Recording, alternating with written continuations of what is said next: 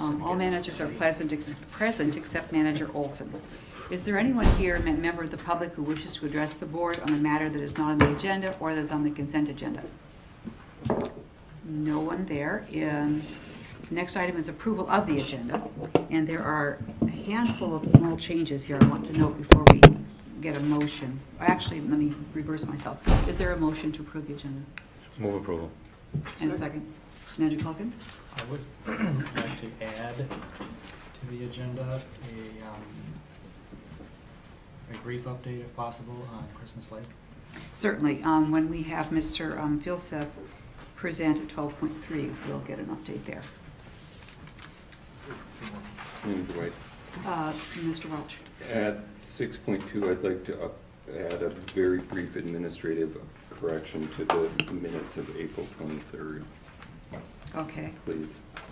And at the manager's, well, yeah, that's fine. And Manager Shackleton? I'd like to add an update on golf course planning with the Minneapolis Park Board. I will put that at 9.1. Thank you. And where did we add Christmas Lake? It'll be at 12.3. Oh, thanks. Since we'll have Mr. Vilseth at the mic, we'll have him just roll right into that. Is there anything else? All right then, all those in favor of the agenda as amended, please say aye. Aye. Aye. Opposed? Thank That you. was seconded by Jim. Manager Rognus. Thank you.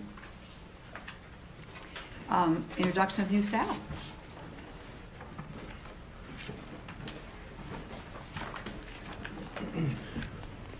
President White, managers, I'm You're not excited new. to I'm not new, but I want to provide a brief introduction. I'm excited to introduce 3 new members to our permitting team tonight: Miriam Eason, Matt Cook, and Terrence Chaston Davis.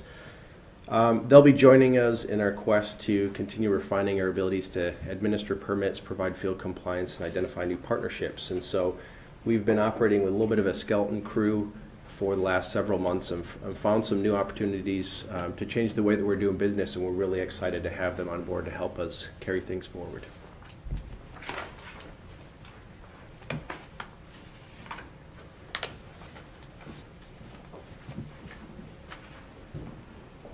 Welcome. Thank you. Hello, President White and Board of Managers. I'm Miriam Eason. I am originally from Duluth, Minnesota, and I also went to UC Berkeley, and I earned a master's in landscape architecture focused in environmental planning. Since I've moved back to Minnesota, I am now in this year's Master Water Stewards class, as well as working with Metro Blooms at their rain garden workshops. I'm very excited to be here, and I look forward to being a part of the direction that the district is going, with more of a collaborative and partnership-based movement to be including permitting and planning together and just more inter-staff collaboration.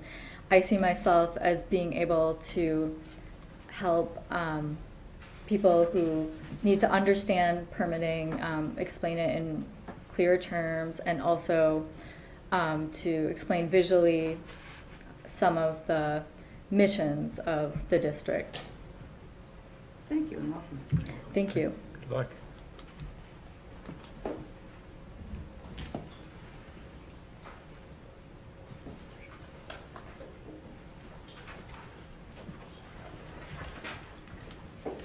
Hello, President White and Board of Managers. My name is Terrence Chaston Davis. I am a recent grad from the University of Minnesota Morris with an environmental studies major with a focus on natural resources. I'm from St. Louis Park, so coming to this office has been great because I'm very close to home.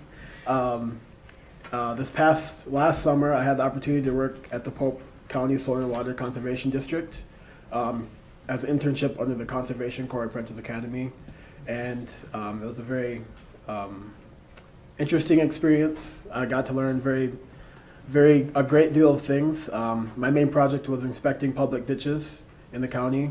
That was kind of a new project that they kind of just threw me at. And That isn't on your resume, is it? it is a little bit, yes. I didn't have. Somebody's got to do it. Yes, I ended up losing a boot, and I got lost one day. Luckily, I had my cell phone, or else I could have been out in cattails for hours and hours. Other than that main project, I also had the opportunity to help them install tree fabrics. We did a couple of shoreline restorations, and then the highlight of that whole internship was being able to go out with the DNR one day and do goose banding, which is just a really cool experience. Coming here, I'm very excited to learn about the permitting department, especially with their new philosophy and collaborating with other landowners and just the community in general. So I'm very excited about this opportunity, and hopefully it can bring some energy. I have a lot of energy, and I'm a people person, so I look forward to working with lots of different people. Thank you for this opportunity. Thank you. Thank you, you're welcome.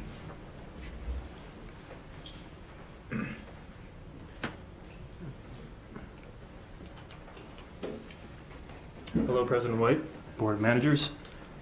My name is Matthew Cook. I was born and raised in the district, started in South Minneapolis, moved to Edina. Went to Edina High School, graduated without any problems, went to University, yeah, real close call. No, went to University of Minnesota Morris with Terrence. Also studied environmental studies, and I got a minor in communications, media, and rhetoric.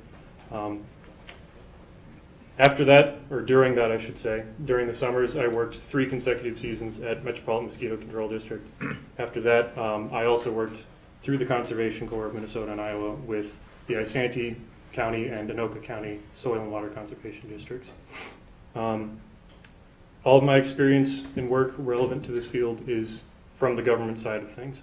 And the thing I've been struck by is the most successful projects, interactions, whether they be, lakeshore landowner, shoreline restoration projects, or larger scale macro watershed deals. Everything has been much more successful when done in a collaborative manner where the government influence is systemic in the planning process. It is brought on early. And that's something I was struck by my first week here, especially in the permitting department, the philosophy of becoming an integral part of successful natural resource management and not just a regulating response. So I'm very excited about where the department's heading. I'm very excited about what I can become within the department and what I can take with me wherever I may go afterwards. So thank you for this opportunity. Thank you for joining us. Good luck.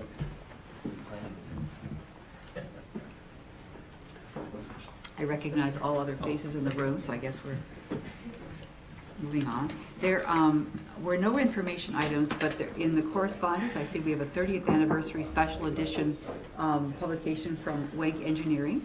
Congratulations to Wank on their 30th anniversary.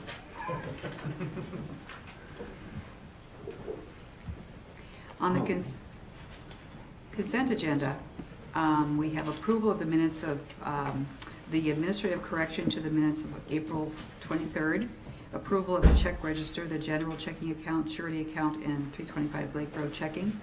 And under consent items, we have items 8.1 to 8.5, which are resolutions 15-046, 7, 8, 9, and 50. Is there a motion to approve the consent agenda? Manager Blixt. I'll make the motion, but I have a question. Okay, let's get a second, and then we'll come back to you. Okay. Second. Go ahead. So my question is, because we have the Hopkins cold storage memo, and I don't, it's nowhere on here, so, and I had a question about it, so I'm just wondering where, Do you mean the memo that's the cover memo for the whatever this is. 7.3? Yeah.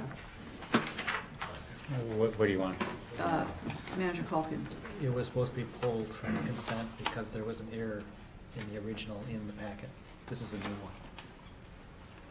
one. Okay. Is there one in front of us? Yeah.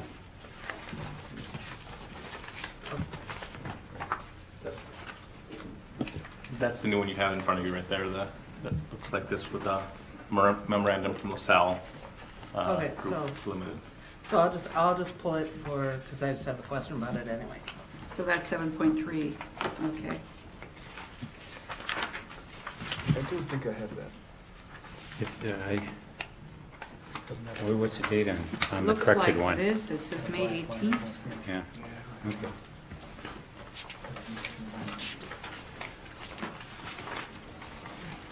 Oh, I do apologize. Well, we'll come back to it and then I'll figure out how to break paperwork then.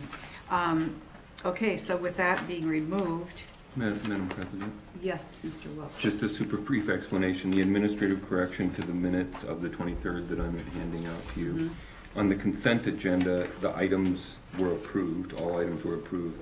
The April 23rd minutes that you that you made a few changes to and approved at your May 14 meeting, we're missing half of one of the resolutions, and it stretches from page 2 to page 3, and it is added back in the version that you had.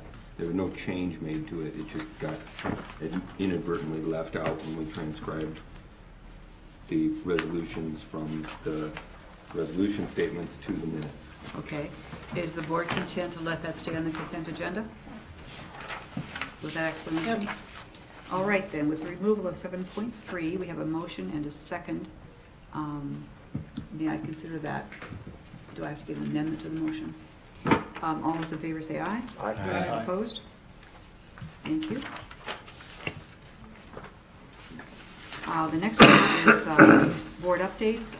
For the president's report, I have 3 items to mention. Notes here. Here we go.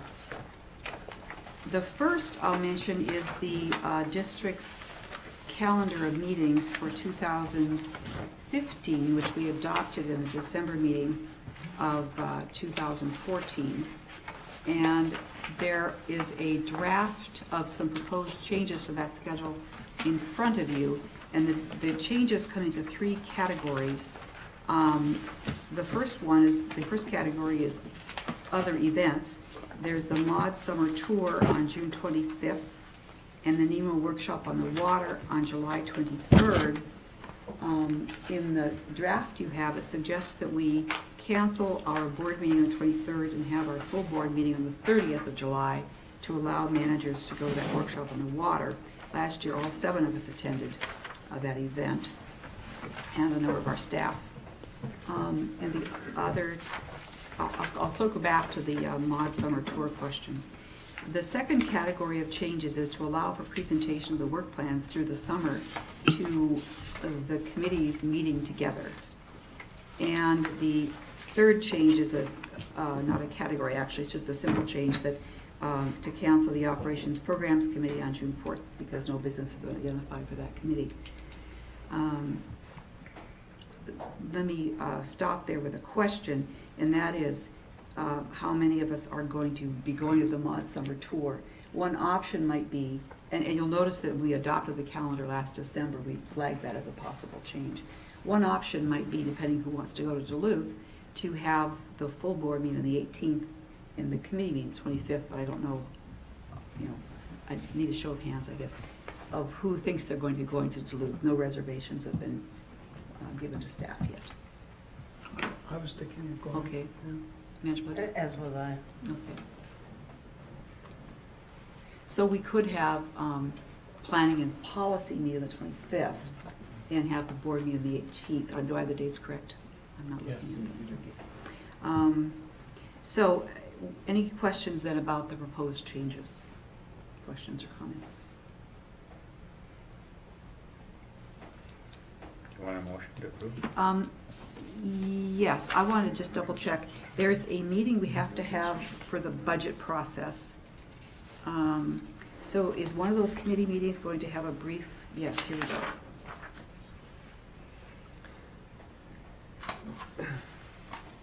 There'd be a public hearing on September 3rd, the same night as the combined committee meeting.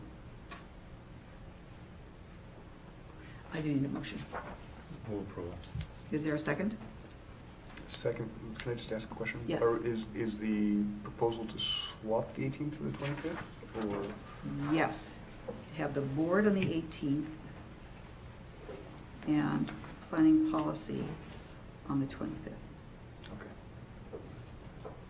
That works for me. There's a motion and a second. Any discussion? All those in favor say aye. Aye. Aye. Aye. Opposed? Thank you very much. A brief comment on the committee structure. I just wanted to loop back. At our April 30th board retreat, we talked about the committee structure that we've had in place for 2 or so years, I've forgotten, and came to the conclusion that we would maintain the current committee structure.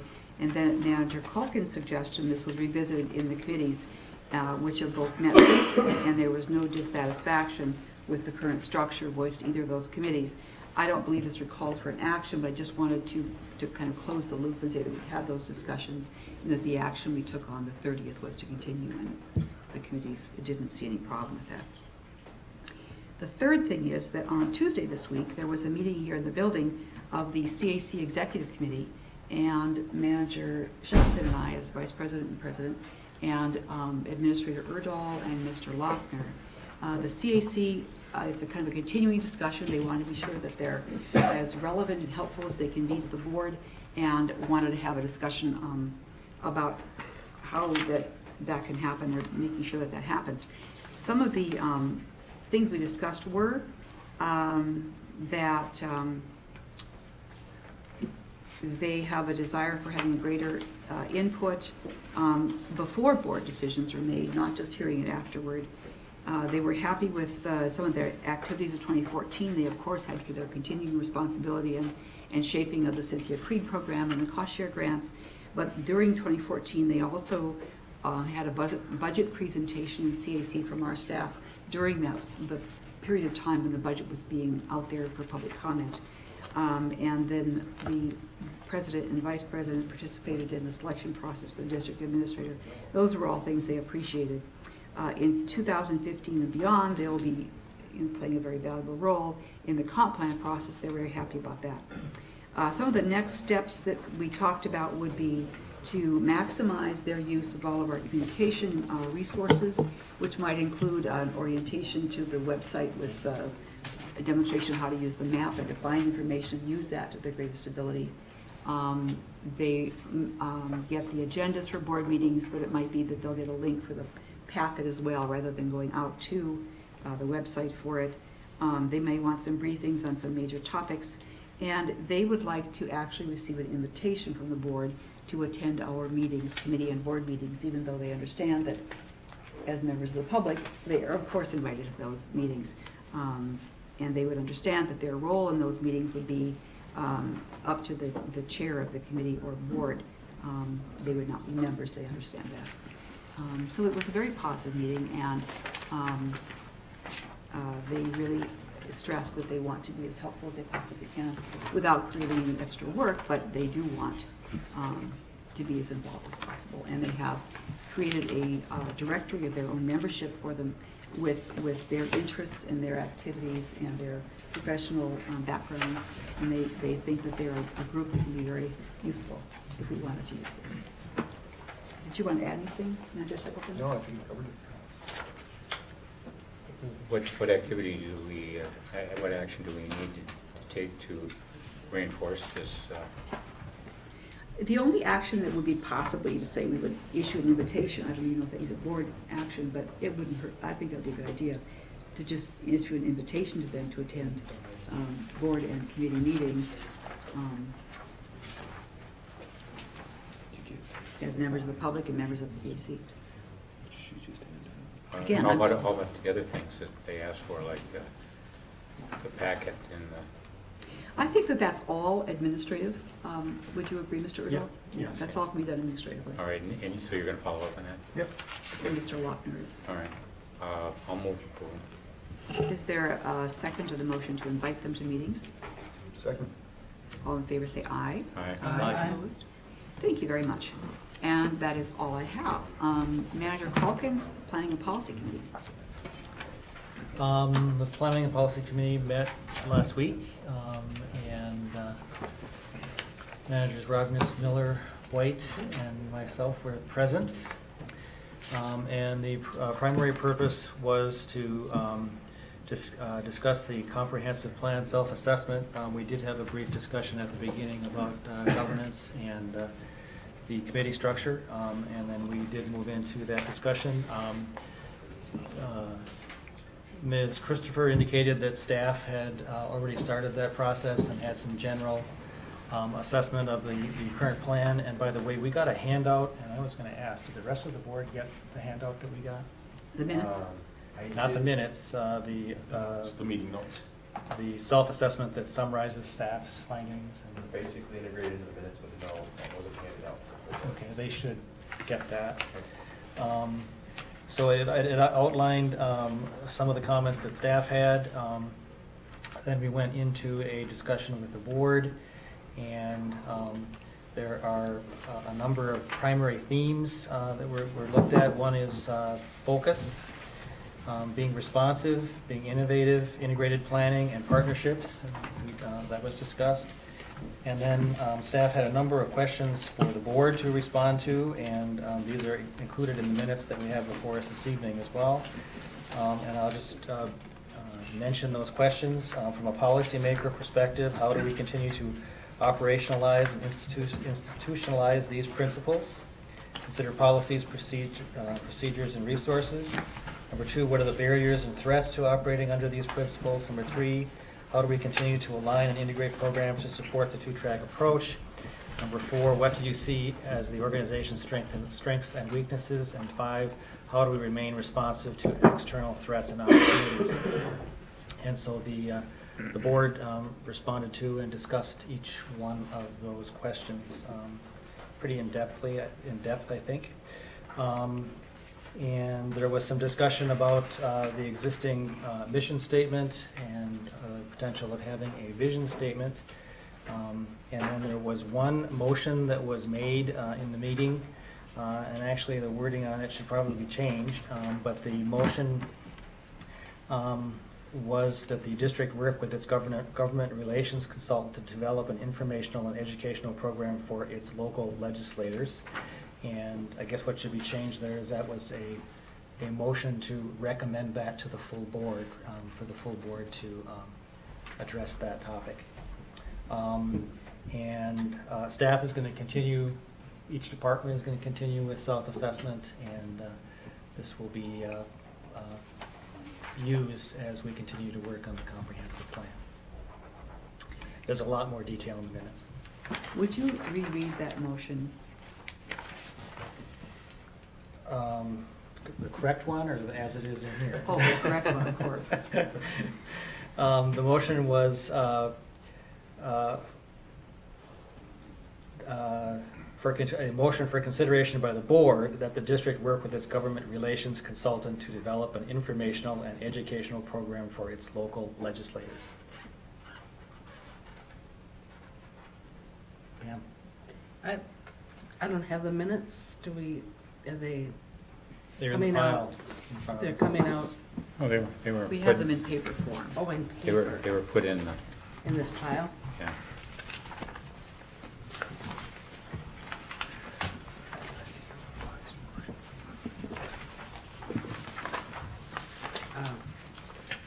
Got it, thanks.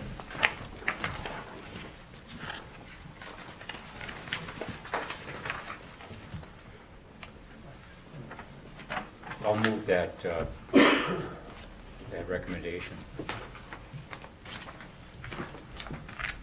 Second. Motion and second, any discussion? Mr. Welch? Assuming that the motion is to accept these minutes, or is the motion The to? motion is for the board to work with its government Consider. relations consultant. Okay. Am I correct? Yeah, well, Yeah, that's my I can't motion. speak to that, okay. That's your motion, Yeah. yes. Only thing I was gonna add is, as these minutes get finalized, the date and info and the headers need to be updated. Thank you. Thank you. Motion and second, is there any discussion? All those in favor say aye. Aye. Opposed? I would hope that, that Lars and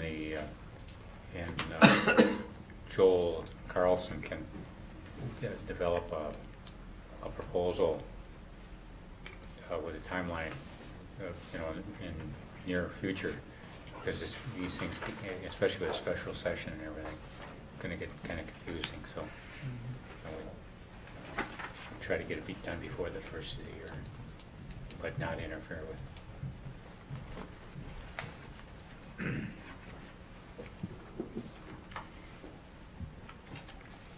Maybe move on, Manager Calkins? Manager Shackleton?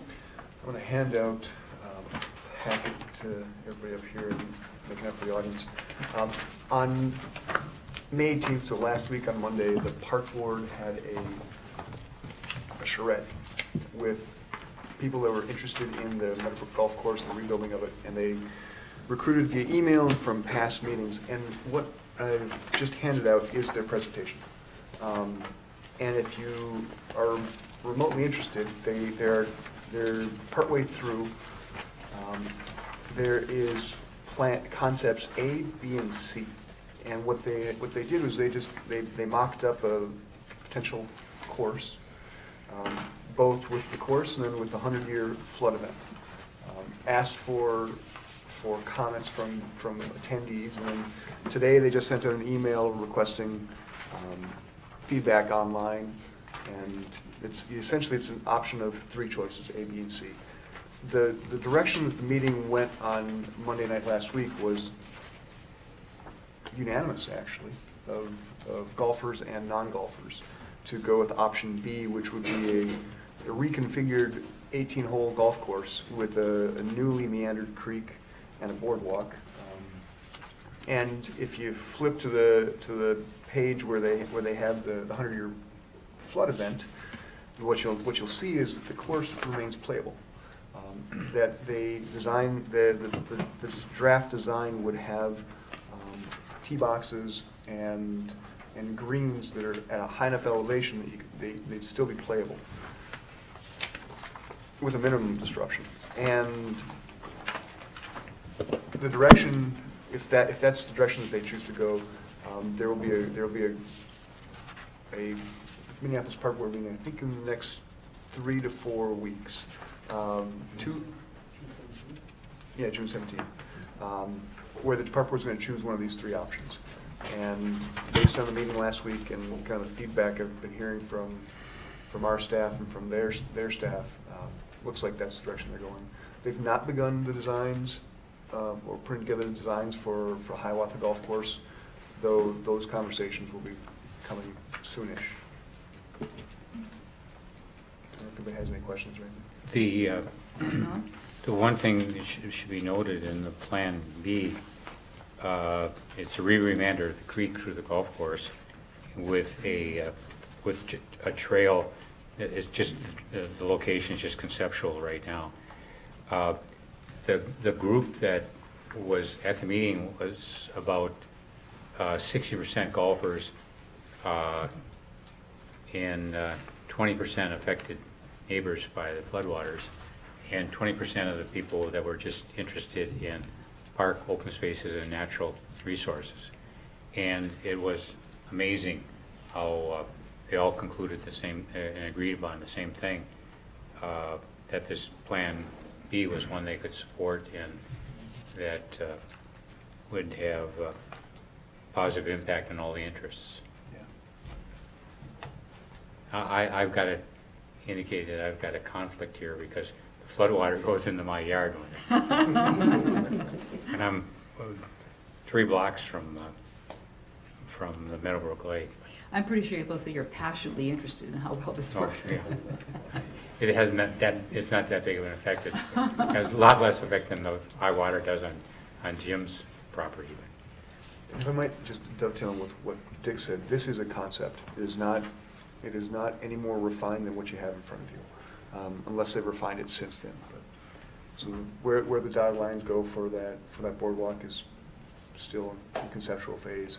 The specifics of exactly how the holes would be laid out is still conceptual, but they will be in the process of refining.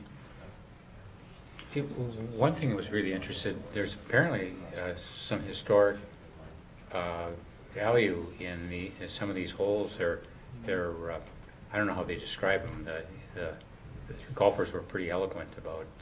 It was a style of golf course design with long holes, and that's about as much as I can discern from that. But they were unduplicated any place in the Twin Cities on a public or private course. I wasn't aware that it was that big of a deal, but. So they're not changing those historic Well, aspects. there is one that they're changing radically, and some of the folks weren't very happy about that. But you know, the alternative, they don't like either, having a course that's subject to flooding and being closed down. So. And the three options were essentially rebuild as is now. This tweaked design that allows for more flooding, or a 9-hole course at the Learning Center and additional boardwalks. And as Dick indicated, he had 3 very different groups in the room, and they all concluded that option B met the needs of all the parties in the room, both for open space, flood control, and facilitating. Is there golf. agreement on what a 100-year storm flood looks like? Mm-hmm. You know, it seems like we've had a lot of them in my lifetime. That's why we have our engineers, and that we are party to this partnership because we have that expertise in house with the contract, where the park board does not. And Dan. We worked diligently with the park board on identifying. They had initial hole concepts, and we helped work with the hole layouts to maximize where they were going to play them and stay out of that 100 years so that they could keep high and dry as much as they could. Actually, it was a good partnership in that we found a solution that helps them keep dry, but also improves the floodplain storage on the site as well. So it was a good collaboration between the two groups. And of course, we have the experience of what happened last year. We have wonderful aerial photos. What do they call that? Is that a 100-year storm event? Last year? Mr. Meehan, was that considered a 100-year storm event last spring? Pretty darn close. So, and that was the really telling is the district had gotten a bunch of photos to be able to lay it out so you could just physically see where you could move stuff around. So yeah, it was good experience. How much additional creek can we potentially get with this remander out of the ditch? How much additional stream length? I think it's, I don't know, 500 or so feet. I don't know what the delta is between existing length and potential proposed. And as it's been reinforced, you know, their concepts for sort of public consumption. Between now and the 17th, they'll go through one more refinement. And in fact, the drawings that you have in front of you aren't the drawings necessarily with all the levels of detail that have been worked on at the staff level. They've been simplified. But a more refined conceptual stream alignment will be produced for the 17th, as will final flood calcs and the pro forma. So they're still working on it. These are, you know, what's within the realm of feasible. Manager Miller. Just one last comment. It was about a year ago that we were flooded, and we directed the staff to work with the park board on seeing if there was some long-term solution to flooding and providing additional resources for our needs. And it's absolutely amazing that in less than a year we come back with seems to be a real viable proposal that can be implemented soon. So I really want to thank the staff and the consultants for their response to this. And the park board staff was just absolutely incredible. I've been involved with park board staff for a really long time, and most of the time you're less than 100% satisfied with the product, but this time the person that managed the planning activity and the information activity really did a superb job. And when you can get all those diverse groups to agree to something at the same, and there were some people had pretty strong opinions, not only on the golf, but even more so even on the natural resources. It was very good work, so I want to make sure that we recognize the staff and consultant work that was done on this. Comment, Manager Blix. I have a question about the trail, because it's been my understanding that the park board has been unwilling to let people on a trail while people are golfing, for fear of getting conked in the head. So is this a trail that would only be used like in the winter, or what's the idea with The trail what's is the trail? it's conceptual now, and but there is early discussion with the City of Edina to tying in a new trail that will extend all the way up to City Hall. Okay. Through their lands. They own all the lands. The City of Edina owns all the lands to the south of there. Well, that's fine. My only question is that is the park board going to let people walk on it? Mr. Whisker, you have an answer for us? Well, the answer is yes. You know, the concepts are developed hand in hand with the golf course architect, whose primary focus is on improving rate and pace of play and quality of play and safety. There's a lot of blind holes and forced carry. I learned a lot about golf, and I'm not a golfer. And we looked at combining the stream channel and the trail channel, and then pulling them apart and braiding them. And I think the concept that was put out for public consumption keeps the trail corridor south of Excelsior along the eastern property line, behind some of the tee boxes that are driving west, the 2 tee boxes. I think it's 5 and 7. And then it'll meet back up with the creek, carrying around the west side of Meadowbrook Lake, and then sort of out of the general area of play. And so the golf course architects, you know, came in with sort of a keen agenda and figured that from the beginning this was a strong negotiation. And as Manager Miller pointed out, I got to commend Park Board planning staff at really trying to put all of the variables in play and really planning for both sides. And so we sat down and put our heads together, and the golf course architect laid out, you know, these are the areas where we're concerned about public safety, and we worked together to come up with a trail alignment that'll be accessible and safe and out of the way of, you know, errant golf balls. So I think the plan right now is that it's going to be year-round accessible.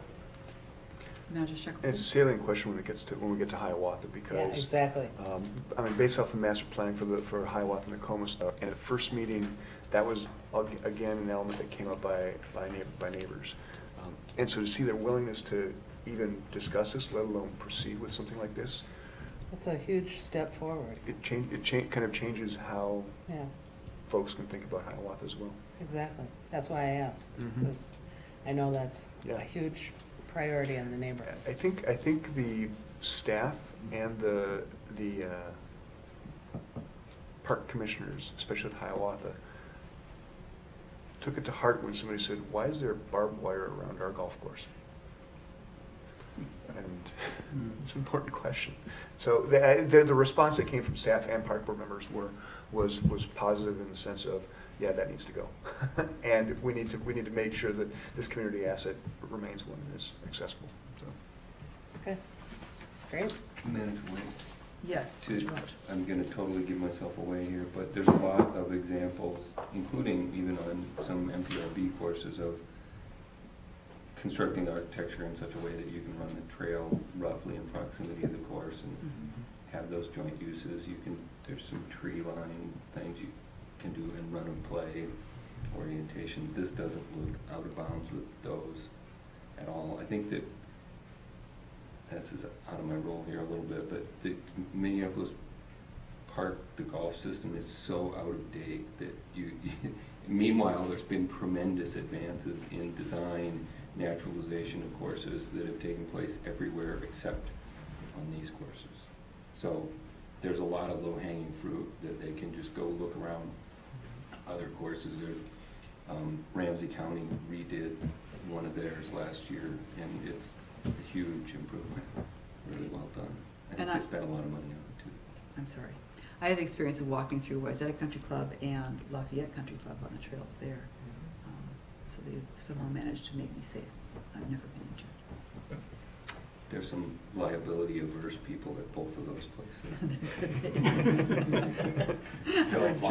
Just saying. I wouldn't be surprised. Bless them. Bless their hearts. Thank you. I'm not Thank you for the report. Yes. The upcoming meeting and event schedule, of course, we have just changed, so there'll be no meeting on June 4th. There will be, we'll reverse the June 18th and 25th committee and board meetings. There are no public hearings this evening, nor do we have any permits before us, so we'll move on to action items, and the first we have is 6.1. The approval of the May 14th board minutes. Mr. Erdahl, you had a statement here. Yes, Manager White and managers, just in the, and it's kind of a minor thing, but it's in the administrator's report, starting on line 257. It had said that the district hired a new planner to assist with the comprehensive plan update, and we hired that role, and that's Katrina a couple months ago. So this new hire, Anna Brown, is actually the new planner project manager. And I have some text here that I read that night. She was finishing her dual master's degree, and I can provide this to be incorporated into the minutes. But her main focus is going to be planning for the 6 Mile Creek sub-watershed. It's not for the comprehensive plan. Okay. As long as we have it off the consent agenda, there's a missing set of parentheses around when Manager Blixt entered. I think that was all. Is there a motion to approve the minutes, or to approve the minutes with that change? Is there a second? All those in favor say aye. Aye. Aye. Opposed? Thank you. And 7.3, we also note the Blake Road checking account. And we have a change here. Mr. Matt. If I may, President White, lead into this, apologize for the confusion. With the short week, we received this late from our consultant.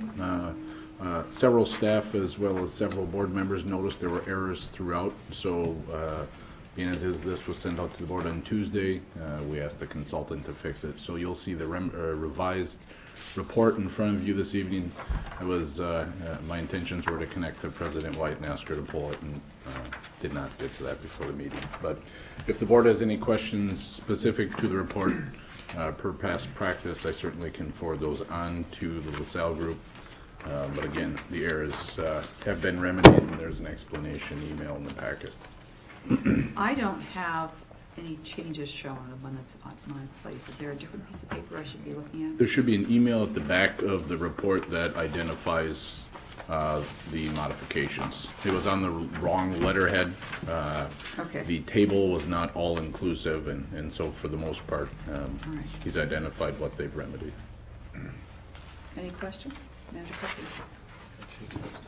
Manager, My question was really trying to, wondering where on here the expenses for the, I guess, the interest on the debt are, where do we account for that? I can check and see. Again, just a refresher of the process, CB Richard Ellis is the agency who's actually managing the building. They generate this report and send it to the LaSalle group. So I can certainly have a question. This is just the management report? This is not, we don't pay the debt out of this I account. don't believe we do. So that's why it's not on here. That would be coming from the Springstead report. Well, no, but I don't care where it's coming from. But the fact is we don't pay for it out of here. This is paying all the expenses of the building, the revenues and expenses of the building. That's what this report is. Okay, but isn't interest Yeah. an expense? It's not No, a not on the building, management not expense. on the enterprise. We purchased the building, and we're paying it out of the land conservation funds, because we acquired it under land conservation. and that's what we're paying the debt service on. So the cost for the, help me out here, because normally I would think that, all the expenses for any piece of property would go on be together, and then as well as all the revenues, and then you come out with the total, one way or the other, Well, no, good or bad. Well, good or bad, it would be a misrepresentation of the process, because we acquired the land we don't carry the expenses on our other purchases on each parcel, what it costs us. It's just part of the overall cost. We intend to recover a majority of the acquisition costs, but we don't know what that is. And meanwhile, the debt service is being paid for out of the land conservation funds. Okay, so the intention is in the end that we will recover the total Right. cost. Right. In the end. That's the hope, Never know what the value is. Yes, it is the hope. But it just strikes me as odd that since the interest is an expense, and it seems like it could be easily calculated here as part of. But to me, it's an operating expense. It isn't an operating, it's a capital expense, and the capital expense is not on the building, it's on the land conservation program. It would be, they don't have access to it. This is generated by CB Richard Ellis and confirmed by our asset consultant. Okay, well, that's fine, I just seemed as though. Yeah, it's shown in our regular. It's a missing piece. It's shown in our regular budget on a monthly basis. Okay, but we just don't put it in here because we don't attribute it against the other revenues that we're gathering, and so to me, it's an incomplete picture. Well, it's not. It kind of makes it look like, we're doing, the building's doing, it's doing great, but in reality, we have this other expense. Yeah, well, we're paying property taxes on here too, and we don't show that any other place. And we're probably the only government that's paying property taxes to all the other units of I'm government. sure somebody is somewhere along the way, but. No, I don't. Mr. Mand. President White, Manager Blix, when the board was considering the Hopkins cold storage facility, there were a couple of resolutions that were put forth, and what the board sees through this reporting process would be the fund that is controlled to manage the facility through the operations of it, and explicitly the dollars that are spent by CB Richard Ellis through that management process. Any funds that are spent throughout the other processes associated with Hopkins cold storage go through the normal Board of Managers check register process, including debt, and are captured in the annual audit. And I think the auditor has been asked the last 3 years to pay special attention to all of the expenses and revenues, and has really actually has given a very clean summary of both the CB Richard Ellis process as well as the process through the normal check register Board of Managers monthly approval. So. Thank you. Mr. Whisker? That's what I was going to say, is the Board of Managers approved an accounting structure for how the costs were going to be portioned out, so that since we purchased cold storage as a capital expense, the debt service for that is financed through the Land Conservation Program and captured in our total debt coverage associated with all of our other bond series and that privately placed note for Wells Fargo through the Land Conservation Program, because it was a programmatic acquisition. The operation of the business to carry the site until we're ready to implement the carrying costs was set up in a separate account, a capital sinking account.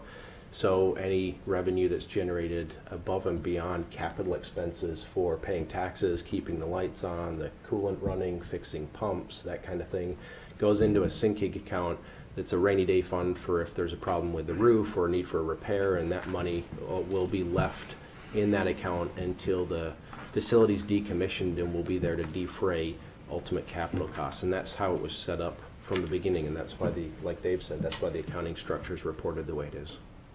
Thank you. Manager Sheffield? Like you said, I was kind of thinking what Hammond said about if it's associated with this site, we should account for it for this site. We're going to be rerouting stormwater from 2 different neighborhoods onto this site to filter the water on this site so it doesn't go straight into the creek.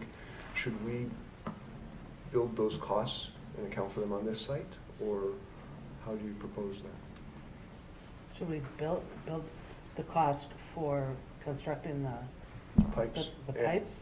I mean, like we're going to route all kinds of water onto this site that currently just drops straight into the creek. I think it's important to track debt service costs differently from operation costs, because they're structured differently. They have different functional purposes from an organizational perspective. The logic is that if it's associated with the site, it should all be in this one thing.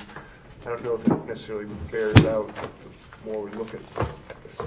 Yeah, and I'm not sure about that, since typically we haven't done any of our projects attributable to, we've spread them out, the cost, by levying for them across the whole district. So I'm not sure that makes sense. I was just concerned that I didn't want it to appear to anybody looking at it from the public that we were that we were making a lot of money on running this business, when in reality, I don't think we are. There's other costs associated with it. And so I just thought maybe we should be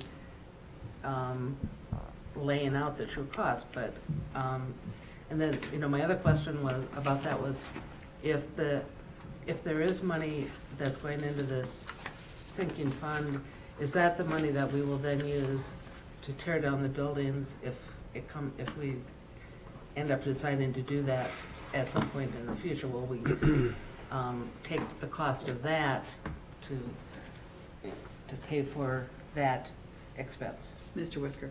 That's right. So any revenue that's generated above the operating expense, so any money that's made after covering operating expenses and taxes, goes into a sinking capital account. And that money is reserved right now while the building's operating as a rainy day fund for something goes wrong. Once the facility is decommissioned and we're into capital implementation, that money will be the district's to defray and offset any capital costs, which includes demolition, cleanup, implementation of the stormwater facility, the greenway, and it won't cover the total cost, but it will be there to defray. So the way it's set up is the facility does make money, and that money covers both the operating expenses and then generates excess revenue that sits in a sinking account that will then help defray our capital expenses. The acquisition of the property, like the acquisition of every property, and this question's come up before, if you to think about it in terms of losing money, the district levies public dollars and spends those dollars and incurs debt service for all of its properties through the master loan agreement with the county. So by that definition, we lose we lose money on every property that we've purchased, and that's why they're separated programmatically. Is one is running the business and the revenue is generated to cover the cost of the business, and the other one is the public expense made and the debt service being carried for the specific acquisition for the water resource purpose. So I think that's why the board decided to separate them out. Thank you. Manager Shackleton? We bought the building in 2011, right? Yep. So we started looking at this in, I think, 2009. And we thought through the structure of the financing, the operation structure, before we did the purchase in 2011.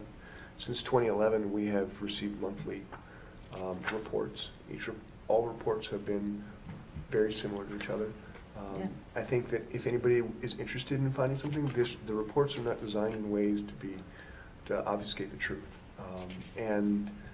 I don't quite understand the confusion that you are articulating, because nothing's changed in the last 4 years, and we structured it 6 years ago. And so I guess I'm a little worried that you think that things are being hidden in reports that have not changed in 4 years. No, I wasn't necessarily thinking that they were hidden. I'm just wondering if they shouldn't, if we need to rethink the whole system somehow. But, if I'm totally okay with it, if you guys want to, proceed the way that we've been doing it and you don't think it's an issue, I'm fine with it. You know, this way, I'm asking the questions because. Sure. And I guess, I mean, my response to that is I don't know that necessarily anything needs to change, because every year we do a budget, and every year we are able to see what we're going to have to pay for debt service. We know there's a balloon coming up. Right. We've started, you know, we know how we've thought through how to deal with that balloon. And there's nothing in the structural payments or processes that we put together that's surprising, because it's thought through. It's been thought through and revisited annually. So the cost. And we were reminded monthly, of course. Yeah, and the costs are really clear. Manager Miller? The term "you guys," that means everybody else but you. No, I was including myself in that. Oh, okay, because, you know, us guys are not doing anything. The staff and the consultants are running all this, and we're approving it as a board. I mean, it's not, you know, we all voted for the acquisition, we all voted for the financing, and it was developed by the consultants, and we followed their recommendation. So, you know, I haven't got any more to say about it than you do, or I haven't any more activity involved in the thing than you do. So your questions have been answered? Mm-hmm. Was there a motion? I don't remember where we were. And no motion yet. Is there a motion to approve the Accept. item 7.2, accept the accounting on the 325 Lake Road? Second. I guess I moved that. You seconded. Any further discussion? All those in favor say aye. Aye. Thank you. We're on to 12.2, Ms. Schockler, Resolution 15-051. President White, managers, I did hand out an updated resolution. The last recital has been redlined to reflect legal counsel's comments. So tonight, the board is requested to authorize a contract with Wank Associates to update the current operations and maintenance manual and to also develop a capital reinvestment plan in the amount of $45,490 and establish a not to exceed budget of $50,039. Just a little background, the 2015 operations and maintenance work plan did identify the need to update the operations and maintenance manual and also to develop a capital reinvestment plan. The current operations maintenance manual was created by Wank back in 2000, and at that time there was approximately 30 projects that were included in the manual. Since then, we're sitting at about 70 project sites, and also an additional 20 district properties have been added to the overall, including different district infrastructure projects and lands. So what the O&M manual will include is we'll update the current, from the current 30 project sites for the remaining 70 sites, and include pertinent information such as why the project was built, how it was built, and what needs to be maintained. So working through those updates, Wank and district staff will develop a series of standard O&M protocols driven by project type. And currently we've established about 30 different protocols. Some examples are maintenance protocols for sedimentation basins, rain gardens, sand iron filters, and the whole gamut. We'll then translate those O&M protocols into direct and indirect costs. So indirect costs would be staff time to go out and maintain things, oversee contractors, and then direct costs would be overseeing consultants and contractors to do the work. And then lastly, we'll follow up with identifying the likely time frame for incurring the maintenance costs in each project and what those maintenance costs will be. So that'll be the operations manual update itself. Then we're going to take that information and use it to inform a capital reinvestment plan. So the plan itself will allow the district to cyclically plan and reinvest on all the district sites by providing a framework that will plan out short-term on more of an annual basis and long-term, looking at about 10 years on how to budget to perform maintenance and looking ahead for levy needs. So this is to make sure that we have all the funds available to maintain all of our the district's past investments, and also looking ahead when we're designing new projects to make sure that we're having enough funds available. So moving forward, for new projects, currently the project maintenance department has already interjected itself as we're planning projects to make sure that maintenance is on the forefront of when we're designing projects and designed well. I'd like to continue that collaboration at the board level, so when we're bringing projects for design, we can provide you right then and there what we anticipate the annual maintenance cost to be, so you can have the full information of understanding annually how a project will affect the project maintenance budget, and then also long-term for budget and levy implications. So that is a summary of the annual update or manual update, and also the capital reinvestment plan. And tonight I'm requesting action on this resolution. And with that, I can take any questions. Before we have discussion, is there a motion to Move approve? approval. Is there a second? Second. Thank you. Questions? Comments? Manager Calkins? I'm wondering, a lot of the projects or a lot of the sites the district manages are the management is going to be the same, essentially. So maybe the question is how much variability between the plans for individual sites will there be? The price seems a little bit high based on my impression that a lot of the management plans are going to be duplicative. Madam President, Manager Calkins, as I said, there's about 30 different kind of protocols that we're looking at. So although there is some repeatedness, it's kind of gathering all that information and just kind of gathering it that way, and then also thinking through, the annual costs and looking out ahead. And we are able to provide, the more routine cost, but it's looking ahead to things that are just a little bit we're getting a little bit more complicated, like our sand iron filter costs like that, providing those details and thinking through all those different protocols. That's where WANC, there's a lot of time going to go into this. So I feel like the costs are justified, and we walked through all the different tasks with WANC. Okay, so you think that, let me ask, have you seen some kind of a breakdown as far as the amount of effort that's going to go into the different projects, different sites?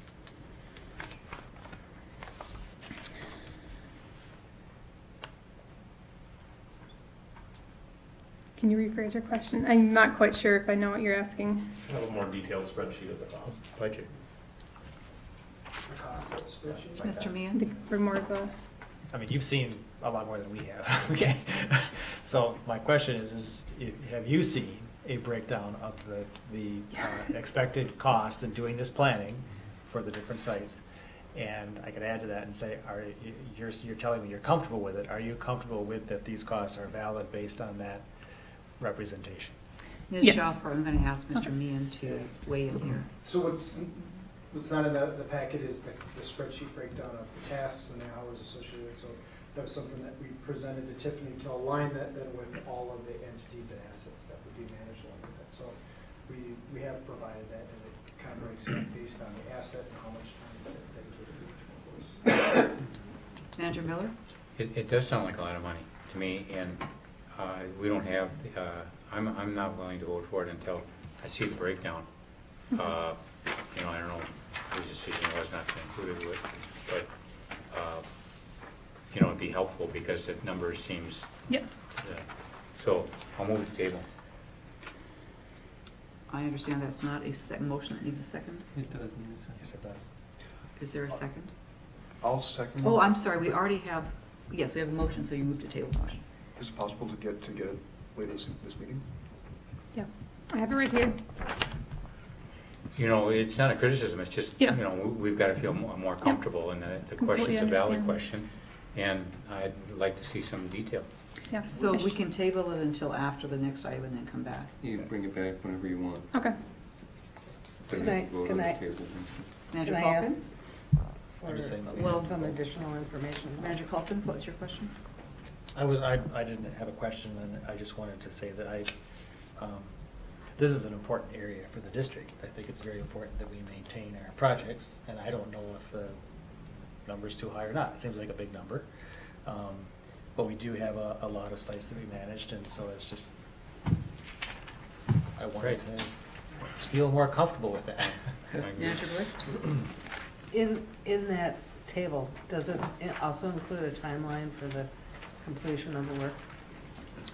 Manager Blix, it does not.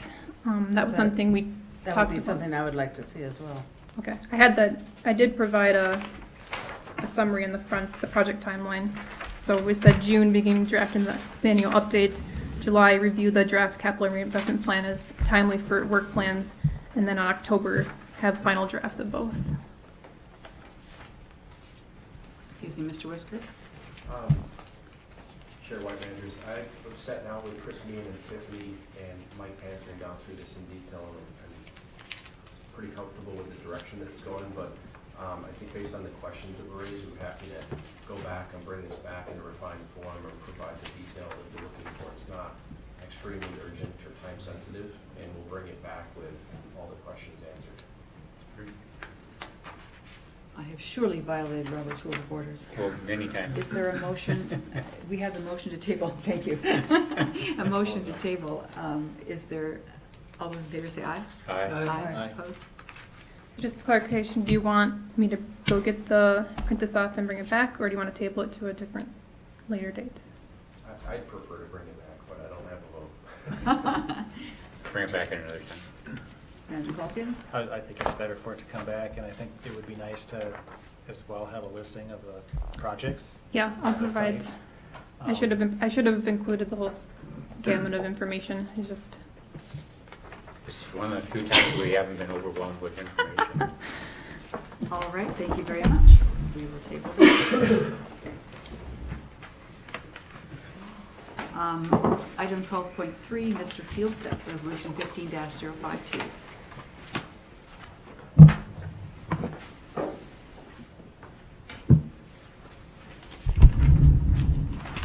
Thank you, President White, managers. I do have a presentation to kind of further walk you through this grant. Let me get it set up here. So the district has been awarded a grant through the Initiative Foundation for $700,000. The Initiative Foundation has basically $3.6 million through the Lessard Sams Outdoor Heritage Council for grants for pilot projects to prevent the spread of AIS. To this point, the largest grant they've given out is $50,000, so ours is by far the biggest project that they have had. I will say much of this is still very conceptual. We have not put too many resources into it at this point until we could have an agreement in place and have full board support to continue. So as we were looking at putting together an application for this grant, we kind of looked at what are some of the issues with the current model, which is... Can I ask a question? Did we authorize a request for this grant? Yes, so it went to the committee on March 5th, the Operations and Programs Committee, they recommended that it continue through the process, and we were awarded the grant, pending an agreement, which is why we're here today. So we kind of looked at one of the issues with the current model, which is watercraft inspectors at on site at these public accesses throughout the district, kind of varying levels of service throughout all the different lakes. Some lakes have 6 a.m. to 10 p.m. Some have just sporadic hours of coverage. There seems to be some ongoing coming up issues with finding enough inspectors to staff all these hours. More groups are doing inspections now that the counties have additional funding. Some counties are, there's more groups doing inspections basically, and there's more competition for these inspectors. The job market seems to be improving, and so on. So and kind of a lack of consistency as well among some programs. Everyone does things just a little differently, even though they're all trained by the DNR. So those kind of prompted this proposal, which is to shift inspectors from on-site at these public accesses to designated inspection stations. We're proposing 5 of these stations in the district. At these stations would be decontamination would be available. We have, this is we're thinking kind of May through October. We have some hours kind of set up that we think is feasible. It could start earlier to accommodate some earlier boaters if need be. These are all things we'll work out as we try to implement it. So the innovative portion of this is, we've discussed regionalized approaches, but the new kind of mechanism to get people to these stations is working with our partners who operate water accesses to establish parking regulations at these parking lots, at the public accesses, and the adjacent side streets to these accesses. Essentially requiring a parking permit to park their boat and trailer. Somebody could still come with I suppose just a car if they're fishing offshore and park. Somebody could still launch their boat freely without a permit.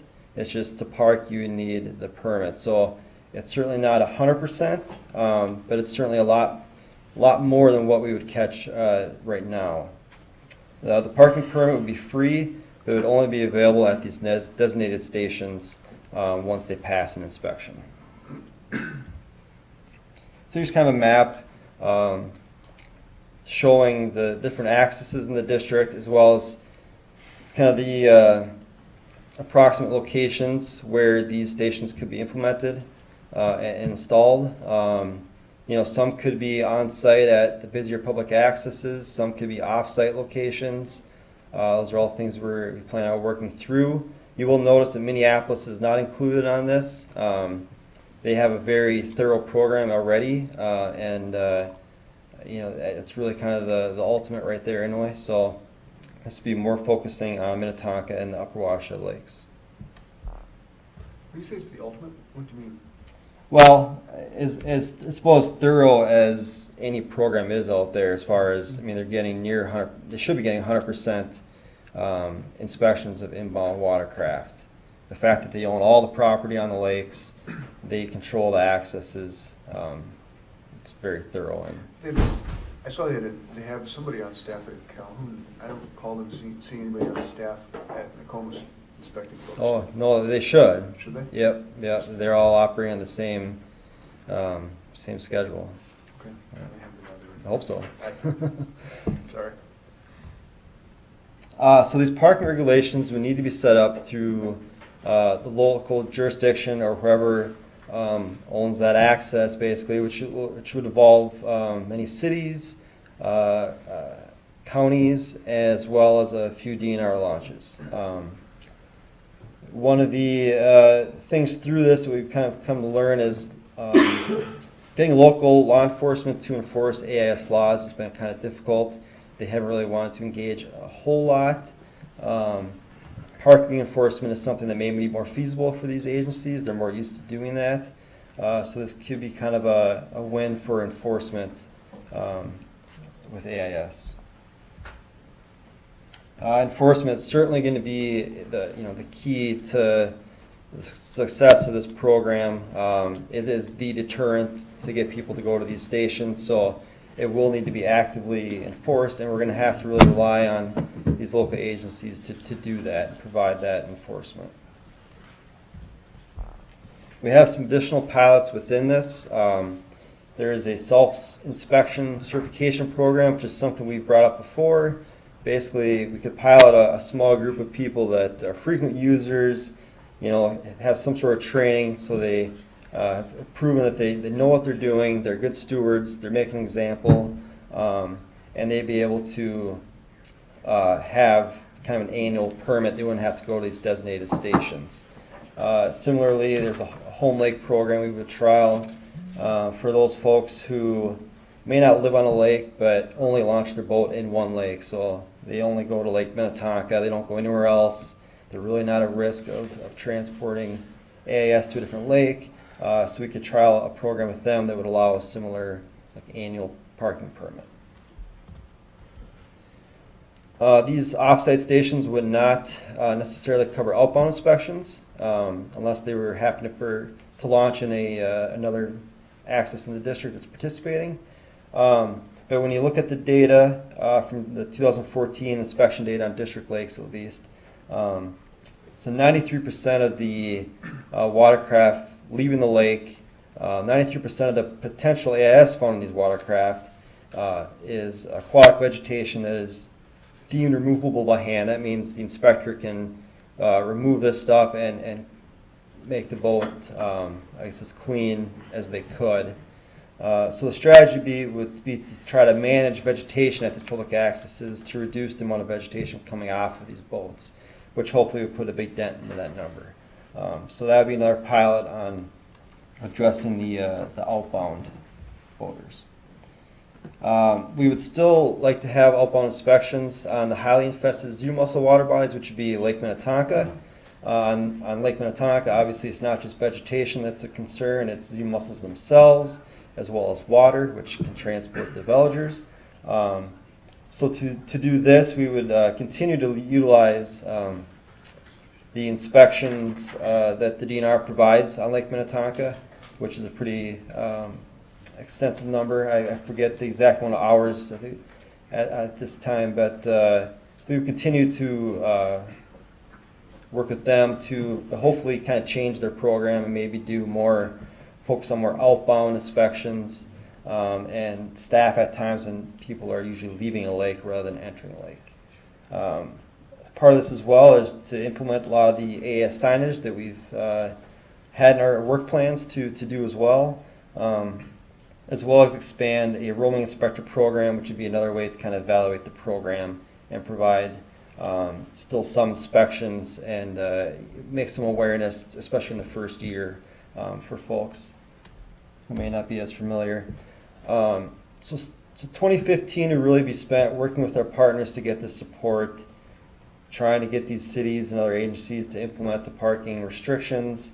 2016 and 2017 would be the pilot years to have these designated stations and parking restrictions in effect. And then obviously if it was successful, 2018 and beyond really, it could be continued with local funding. Who's local funding?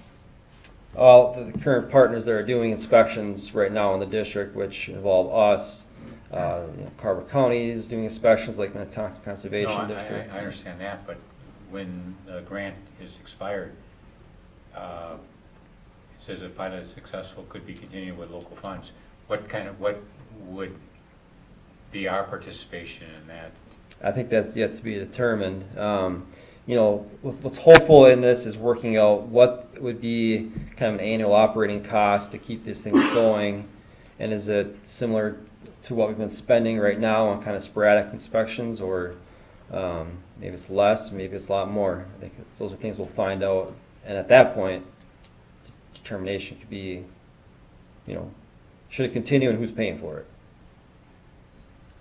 Well, it seems to me we're making kind of a commitment here at the outset. If the grant is only for till 2017, and it costs $700,000 spread over 2 years, it's $350,000. So, what would be our share of the $350,000? Yeah, I'll walk through that. Okay. So I have a question You about bet. the funding as well. Yep. Is this part of the $10 million from the legislature is annually distributing, or is this a No. different pot of This money? is through the Lessard Sam's Outdoor Heritage Council. If you Okay. recall, we actually applied for these funds. They ended up pooling the AIS, giving it to the Initiative Foundation to Okay. give out grants. It's that pot, all right. Yep. So, but there is a potential with the $10 million annually to be distributed to each. So Hennepin County. County has a portion of that, and Carver County has a portion of that. Exactly. So there are other potential pots to draw from as well. Correct. Well, that $10 million is that Hennepin County is participating in. they've already given those grants out, right? They used a portion of their funds for grants, which we do have some of for some research projects. And they're using some other ones to look at developing some kind of self-serve decon stations, as well as they had a couple other initiatives too. Carver County is using them more towards staffing additional accesses in Carver. So in effect, it's already committed. It's not. This year, not- this year's dollars, They next get it year's every is year. kind of Yeah. right. At least until the taken environment away. bill goes through at some point. Yeah, there's bound to be more discussion, but let's let Mr. Fieldset finish his presentation, and then the board can have at it. Sure. Well, I do have some the cost details here. So there would be kind of no additional funding at this point above the current levels that we've been providing to satisfy the local match portion of this. So this proposal is really relying on the district and our partners, which are our partners providing watercraft inspection services in the district, to continue their current levels of funding. It would just be, rather than having inspectors on site at public accesses, it would be towards these designated stations. This grant can pay up to 50% of the total project cost. In our proposal, it's 44.4%. There was a requirement of at least a 20% local match, which we're providing 35%, and then the remaining 30% can come from any source, including the non-LaSarde-SAM state funds. So that's at 20%. Actually, a lot of that is DNR inspections that they already provide that has a dollar value, which can count towards this local match. So up top, you can see this is the total program cost for 2 years. This includes all the stuff basically below. The $700,000 grant from the Initiative Foundation, $369,000 over 2 years from the district and its partners. Some of that is one-time cost of basically, we already have in our work plan, 2015 work plan, $175,000 to develop kind of at least like one station and have some grants for decontamination units and some funds to implement access signage. So this will really be utilizing those funds, putting them to use, which we already have budgeted. And then there'd be $200,000 over 2 years, our share and our partner share, to staff these inspection stations. Currently, as a gauge, our partners are spending $38,000 to $39,000 on inspection programs in the district, not counting Minneapolis Park Board. And then our staff time counts towards this top number, as well as the cost that we put a dollar value on what local enforcement would be, as well as the DNR inspection hours. So that's all included kind of in those costs. And then I guess finally, this certainly is not going to be an easy program to implement. There's plenty of challenges involved, including initially getting buy-in and further support from our current partners. Getting these boat launch administrators to implement parking restrictions and to provide the enforcement for them, and of course buy-in from the public. We have had discussions with some cities to this point. Feedback from them has been kind of trying to understand the proposal really. Their first instinct is, well, do we have to pay more money, which is not the case. All we're looking for from these people are to implement these parking restrictions and provide enforcement. Our other partners who are doing inspections already, we've had kind of mixed feedback. Some are supportive and say, let's test this out. We won't really know, if this regionalized approach is going to work until we actually start trying to implement it. Others are more hesitant to include Lake Minnetonka because of the complexity. Everyone seems to be pretty supportive of the self-inspection and home lake program. So it's been fairly mixed so far. But once we have further support, we'll continue those discussions and work towards implementation. So I have had certainly been discussing it with council on the agreement and other issues, and Michael may have some comments as well. Managers, just a couple of things. This is a very unusual sort of presentation of legal risk to the managers because it's not really your legal risk. The Initiative Foundation is particularly interested in innovative approaches to this problem, and that's why they like this one. It is innovative. The difficulty with innovation is there isn't a lot of precedent for it. At the heart of the main inspection approach that Eric's described really well is this ordinance-based, parking restriction-based. And I don't want to get too far into the legal weeds on this stuff, but it takes you back to like initial municipal regulation of when it was a question of like, could cities say that you can't park on such and such street for 2 hours? And at first people said, that's outrageous. How can the city tell us that we can't park here as long as we want to? And it's well established that cities can regulate parking and streets uniquely to other things that cities regulate to maintain the flow of traffic, because streets are all highways. They're all for the public to get themselves around. So they have a kind of unique legal structure to them, where the program proposes to have restrictions or a parking sticker requirement associated with city-owned parking lots. I think that'll be pretty easy for cities to do. As Eric says, the discussions are kind of preliminary right now, and that's one of the first things he and Craig would be doing, is getting out and discussing these. When it comes to streets, it'll really be for the city council, SEL council, to look at how they might do this, and it'll be interesting to have the discussions with them about what sort of structure they put in ordinance to implement this program, and how they're interested in approaching it. So that'll be one of the key questions that I think that'll get addressed in the first 6-8 months of this, in the discussions that Eric's already described. But we just kind of wanted to bring it to the manager's attention in that this is kind of a key feature of the approach here, to get people to go to those centralized inspection stations. The other issue is with regard to, DNR has had a lot of hesitancy about the station idea. Initially, they're much more, I think, interested in it now, and they've gotten more comfortable with it. I think they still want, say, Minnehaha to do it as opposed to doing it themselves. So getting them on board and approving a program with this as a feature will be a key step as well.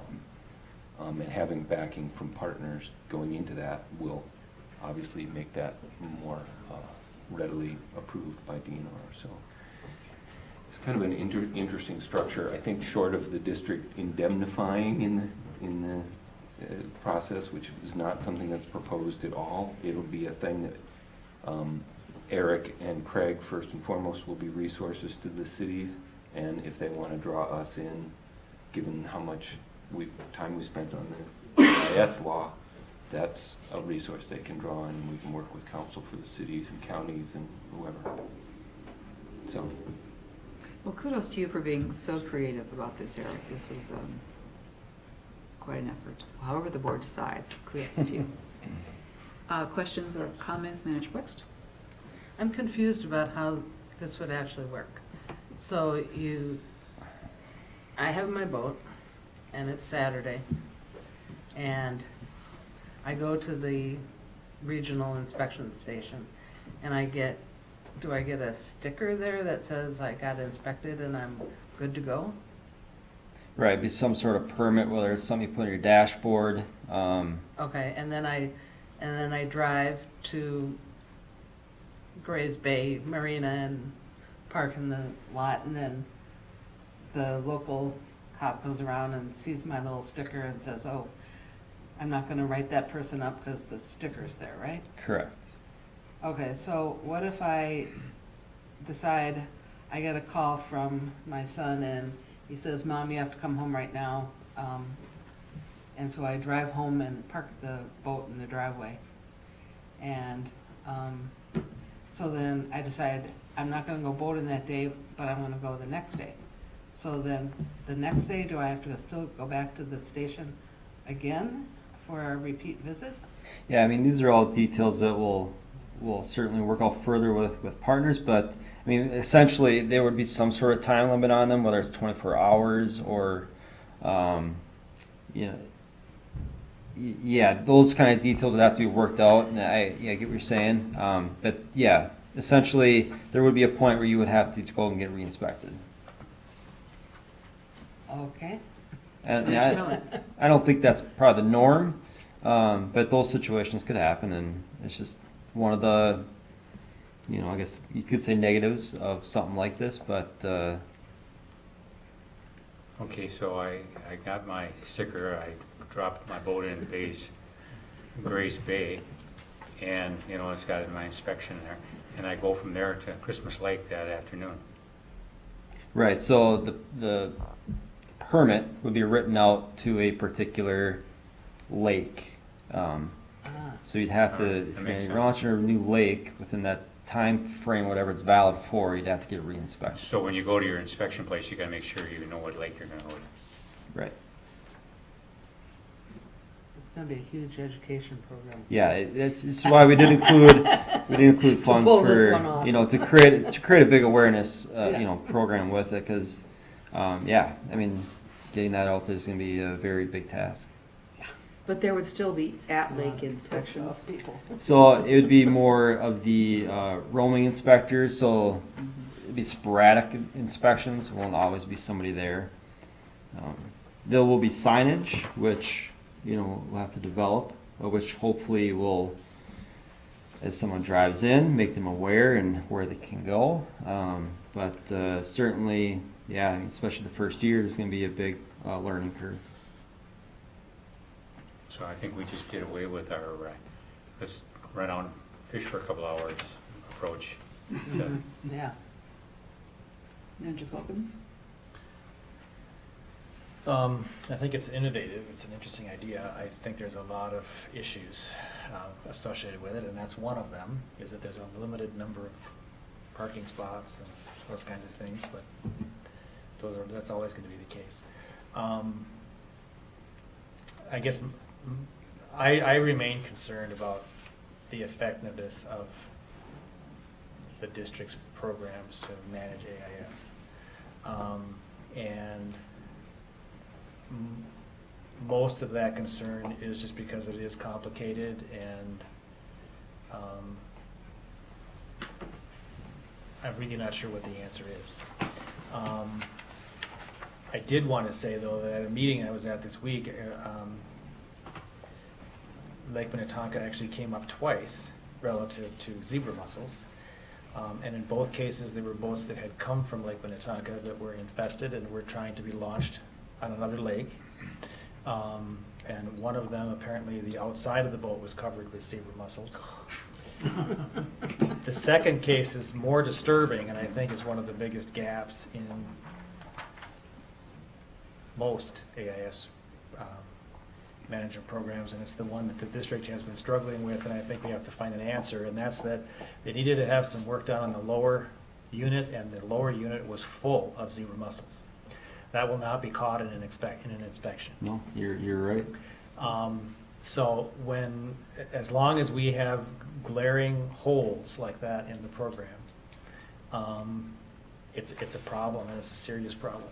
And it's also a problem that is eventually going to come back and get us and others, so not just our watershed.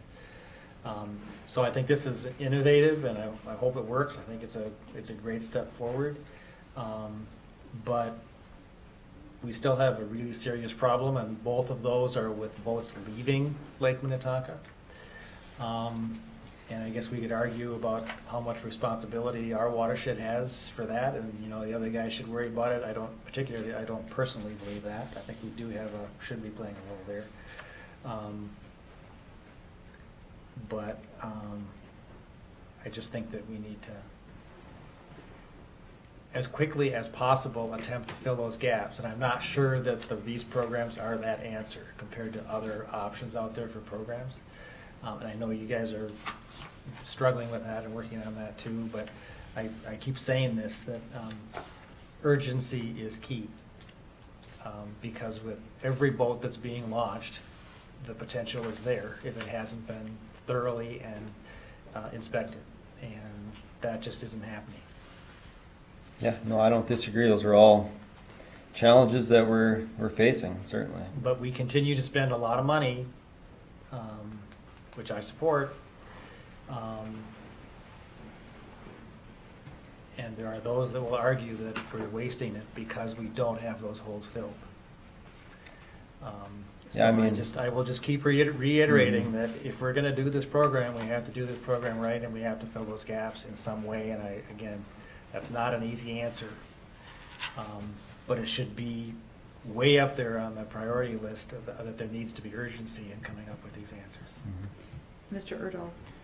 And I think that kind of the experiment or pilot nature of this project that's proposed is kind of one of those key things that we're kind of taking one for the team to kind of step out a little bit and try something different, because they've talked about this regionalized approach in different parts of the state.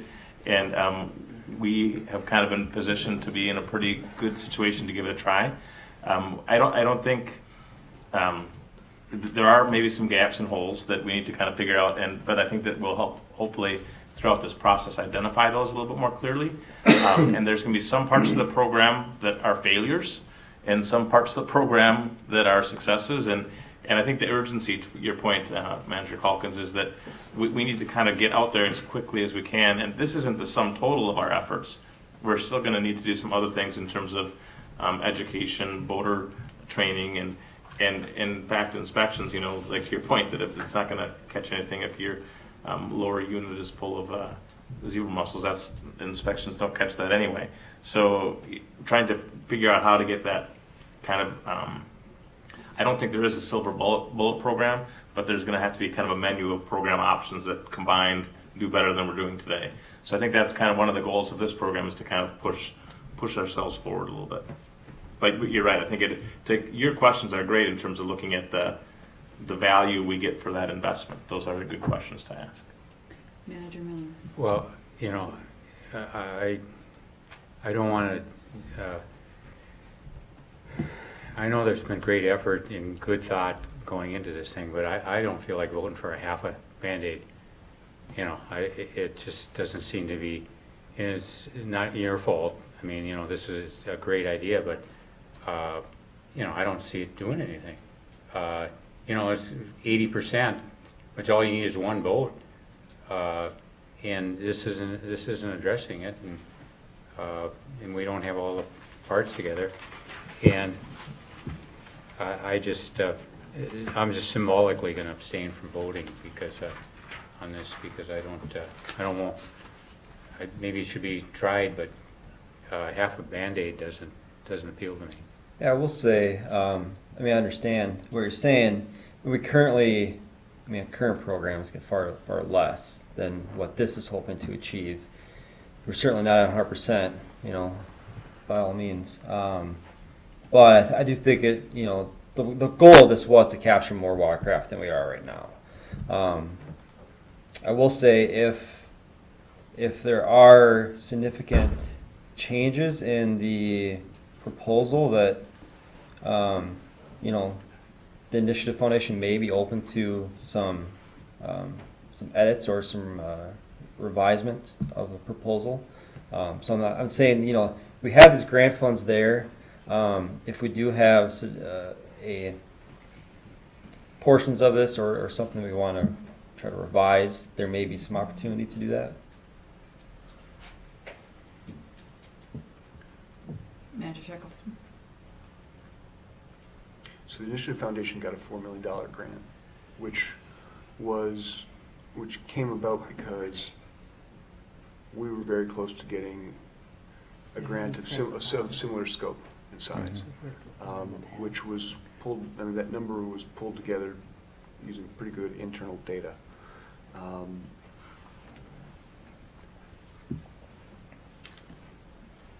Given what happened at the legislature and how they redrafted the AIS regulations because of a little bit of pushback, and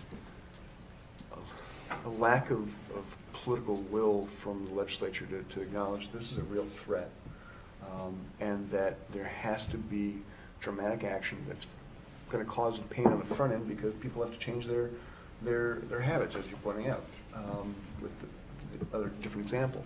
I kind of feel like we're damned if we do and damned if we don't, and that this is kind of a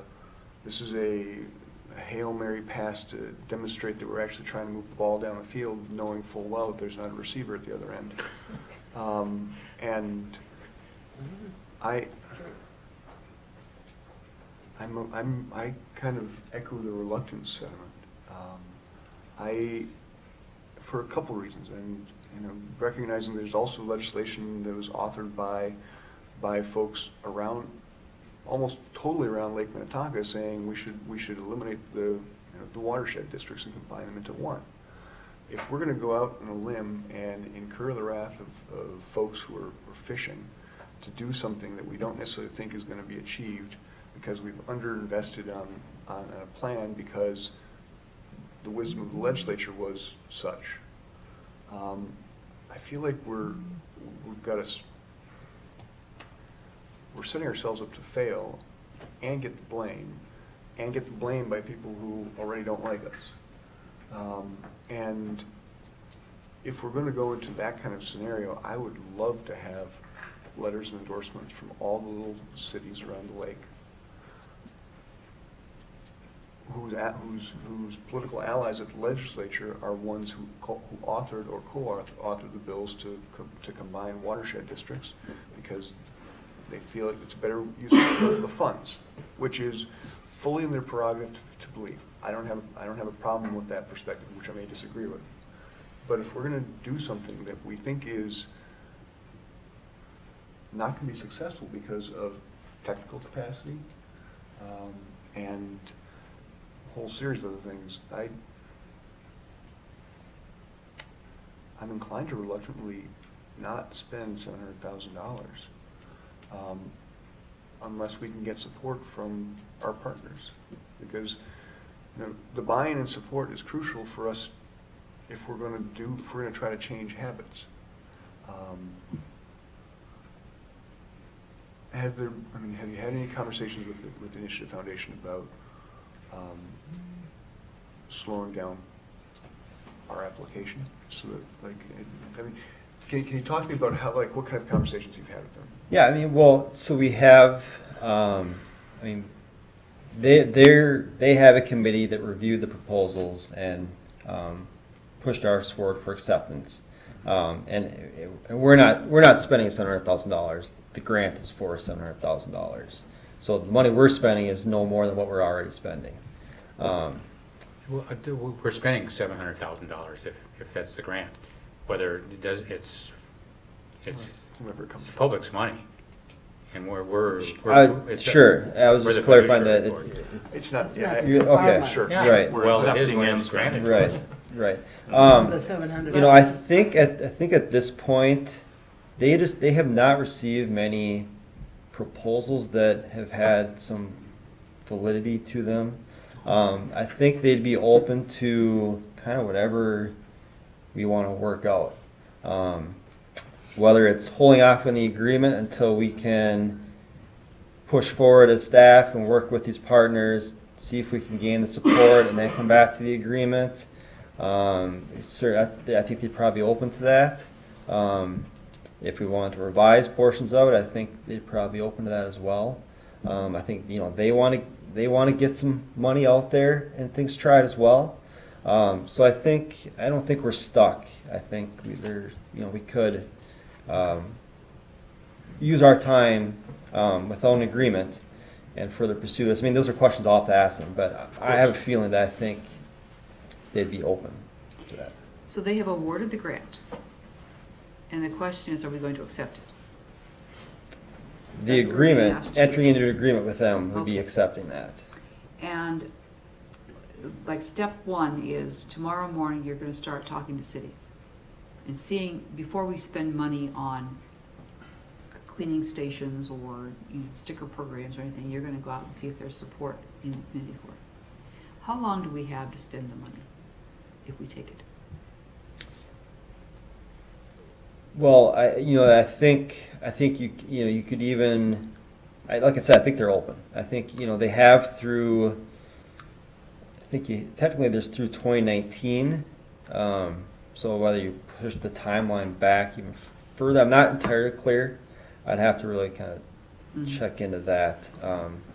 But obviously we wish we could have done these things ahead of time, but the whole grant timeline was very short. There's less than a month to send in a proposal, and then you're kind of waiting, and it's like you hate to do too much before you're accepted, and so it came together very fast, which hasn't really allowed that extensive talk with partners other than the initial discussions. Mr. Welch? Just really briefly, Eric and I touched base about this, and then Eric's had some subsequent conversations with the Initiative Foundation about the timelines, and because they have kind of a staggered structure with the legislative funds, and so that's a kind of conversation that's ongoing. I don't think we got a definitive word back from them yet. They were talking about amending their agreement. Yeah, with they the have. DNR. They amended it. They have an agreement with the DNR, and that's been amended to 2019. Okay, so that extends the time frame to 2019. So I guess I'd be inclined to make a motion to table this until we can get agreement with we can get formalized agreements with our partners that they will be partners. Second. Manager Brooks? Who are you talking about? The I'm cities. talking about cities around the lake. All 14? Yep. Because they don't all have boat launches, I don't think. So my problem is my recollection goes back to raw effluent flowing into Minnehaha Creek wetland, and getting into a policy debate with the city of Minnetrista over whether or not that was a public bad, and whether or not we had any authority to stop the flow of raw effluent into our wetland, and they were telling us no, we had none. And they took it to the county commissioners. If we're going to go out on a limb and attempt to do something that will try to change people's habits, it's going to become very politicized very quickly. And if we don't have allies in other units of government within our boundaries who will be directly affected, we're going to have problems.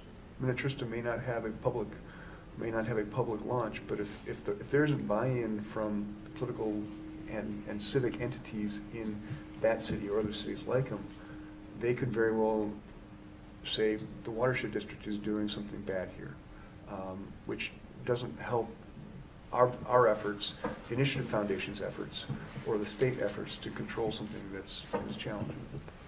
And so I think we need to be able to lock arms with other units of government.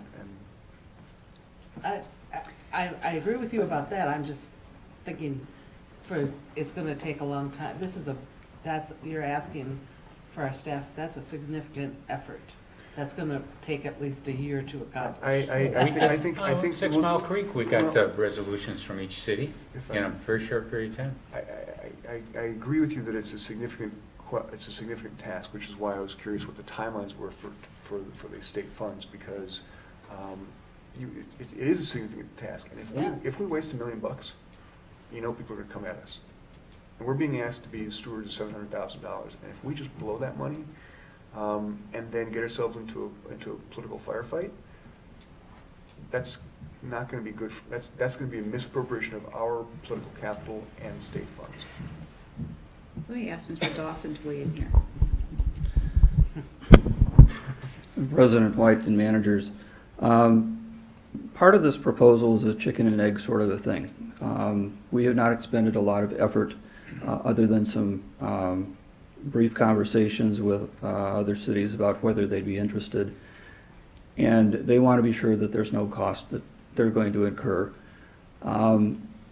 They want to know that money is going to be there, so that's the grant agreement. If we were to go forward and have an agreement in place, we could say, we've got something serious that we can be working on. It's not idle speculation about what we might be able to do. The effort that's anticipated between now and at least the end of the year is planning and conversation at staff cost that we'd already planned to do. If there isn't sufficient progress or buy-in or comfort as we work with various agencies over the next 6, 7, 8 months, we can say thank you for having provided us the agreement. We're just not going to be able to perform, and we'd like to cancel it. At that point, we would have had a chance to take a look at whether this program could be done, what its pitfalls might be, what things we have to improve, what sorts of agreement that we're going to be able to get from municipalities, particularly with parking. If it's not there, we return it, and we don't have any penalty to do that, and we will not have spent $700,000. Thank you. Manager Miller? That sounds perfectly logical, but it's no political solution. And I think it's a real issue if we accept these funds and are incompetent enough in other people's minds that we can't spend it. I don't think we should accept these funds until we've got agreement similar to what we did in 6 Mile Creek with all the partners there to make sure that we weren't doing anything until they were fully appraised what we're going to try to do in full partnership with us. And I think we should do the same thing here, because at a minimum we have to have their cooperation. If we don't, there's no hope for the project at all. And I don't think we should alert the grantor that we're going to delay the acceptance of the grant until we can get this level of cooperation, because we think the funds will be spent more purposefully and carefully with all the partners on board. I'd like to go back to a statement you made earlier, Mr. Bilseth, which is that this would give us more coverage than what we're doing now. Could you elaborate on that? Well, I mean, certainly the goal right now, there's varying levels of inspection coverage on district lakes. I mean, Minnetonka, I don't know the fraction of both that they captured, but it's not great compared to the amount of people using public access is there. Obviously, there's plenty of people using marinas and other ways to get on that lake as well.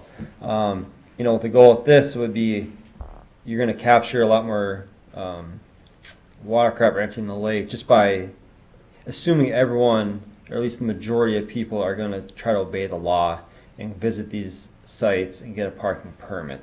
There'll always be a fraction of people that we're going to try just to park and take their chance, which is where the enforcement comes in.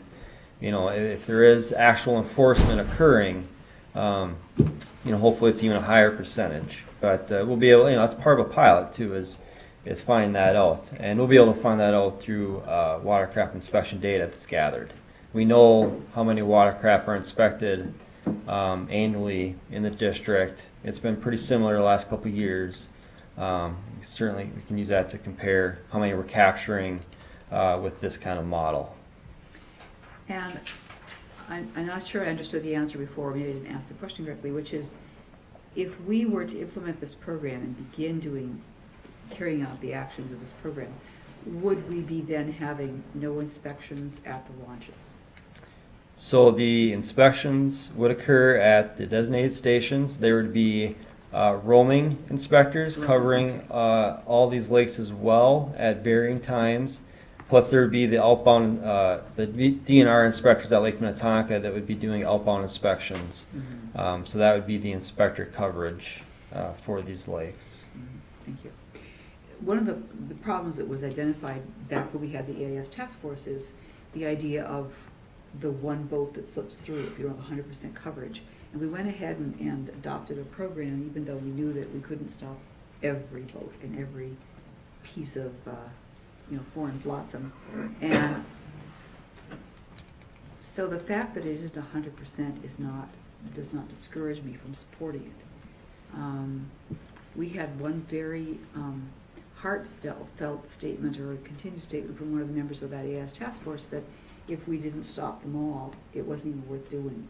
And I don't want to get into that mindset either, because we've got some boats being stopped, a lot of boats being stopped, a lot of, not boats, but their piggybackers, and a lot of education going on. So I see this as a positive thing, to do more than we're doing now. And with the understanding that the initial steps would be to find out if it would work before we ever start spending that money. So I don't have any problem with this, approving this agreement, authorizing agreement. And then, Mr. Manager Calkins, you had your hand up. Given that we have a motion to table that was seconded, technically that's not debatable, but since the discussion is going on, my issue is not with spending the grant money, and I don't know how the grant works. If we can, it's, as I understood it, it was, yeah, we'll accept the grant, we're going to put together an agreement, and in the interim, we're going to see if we can't get partners that are willing to work with us. And I think that's fine. So long as that's spelled out as the way we're going to handle it, I don't see that as being an issue. But and the spending of the dollars, I think that to me the problem is that we do not have a sufficient inspection program, and we're hanging the entire thing on our inspection program, and it's an inspection program that is faulty. So unless that can be fixed, and we have inspections that we know are adequate, that to me is the key point. If we have an inspection program that we think is a good inspection program, then I have no problem spending the dollars, and I think the idea is a wonderful idea. It's just that the inspection program doesn't work. It can't work the way it's set up right now. So there has to be some kind of a focus to fix that, number one. And number two, there are other gaps that we need to be trying to address, maybe in different ways. It may not be under this grant, it may be in different ways, but it has to be that comprehensive strategy that's going to try and catch as many as possible, because you're not going to ever get 100%. You can get, hopefully you can get 100% of the worst potential problems. But there are still going to be boats that are going to move in and out of Lake Minnetonka that nobody's going to ever know about. But I think that the potential for those boats to be an issue are less. They're still significant, but I think there's other ways that you attack that. And some of those we've talked about in the past and haven't taken action on. But to me, that's the biggest. I am an angler. And it really makes me mad when I hear that there are, the anglers are going to be mad at us. Well, I wouldn't be. And the people that I know who fish a lot and who go in the water at 4 in the morning or fish walleyes at midnight or whatever, would all be supportive of these kinds of efforts. So, yes, there may be a significant portion of that group that would be opposed to that, but we're supposed to be into partnerships, and so we should be trying to set up partnerships to work with those groups to achieve that, and to say let's give it a shot and see if it works. So as long as we have a program that is sound at its foundation, I'm not opposed to spending money on it, because I think it's important. But if you don't have that foundational element that doesn't have a big gap in it, in my opinion, and convince me I'm wrong, that's the problem. Yeah, well, the current protocol that we do have to follow is the DNR's protocol. They delegate that authority. I will say some things, being tried at Christmas Lake are a step in that direction, at least with decontamination and some more stringent decontamination protocols. So there are some things being tried in that aspect. It's still kind of the best we have at this point. How do you improve it? I'm not really sure how you go about that, other than just deny launch for boats of benzene muscle waters. So it's the best we have. It's what we do have to deal with at this time. 'cause that's kind of where it's at. Well, but the district has the, you know, we rehashed this, and I don't want to rehash it all again tonight, but it would require the district to go out on a limb to attempt to do things that are more restrictive than what the DNR requires. That doesn't mean the district can't do it. You might be tested on that. But it doesn't mean that the district can do it, and I've said that all along, is that if the district is serious about dealing with this problem, and it's not just zebra mussels, then the district needs to come up with that strategy and go out on that limb. Now that's a political decision that the board ultimately would have to make as a whole. But I'm willing to go out on that limb. And that I don't see that as an ultimate barrier, I guess, let me put it that way. If the district really means to do the right thing, it may need to do some things that are drastic, and it just needs to do it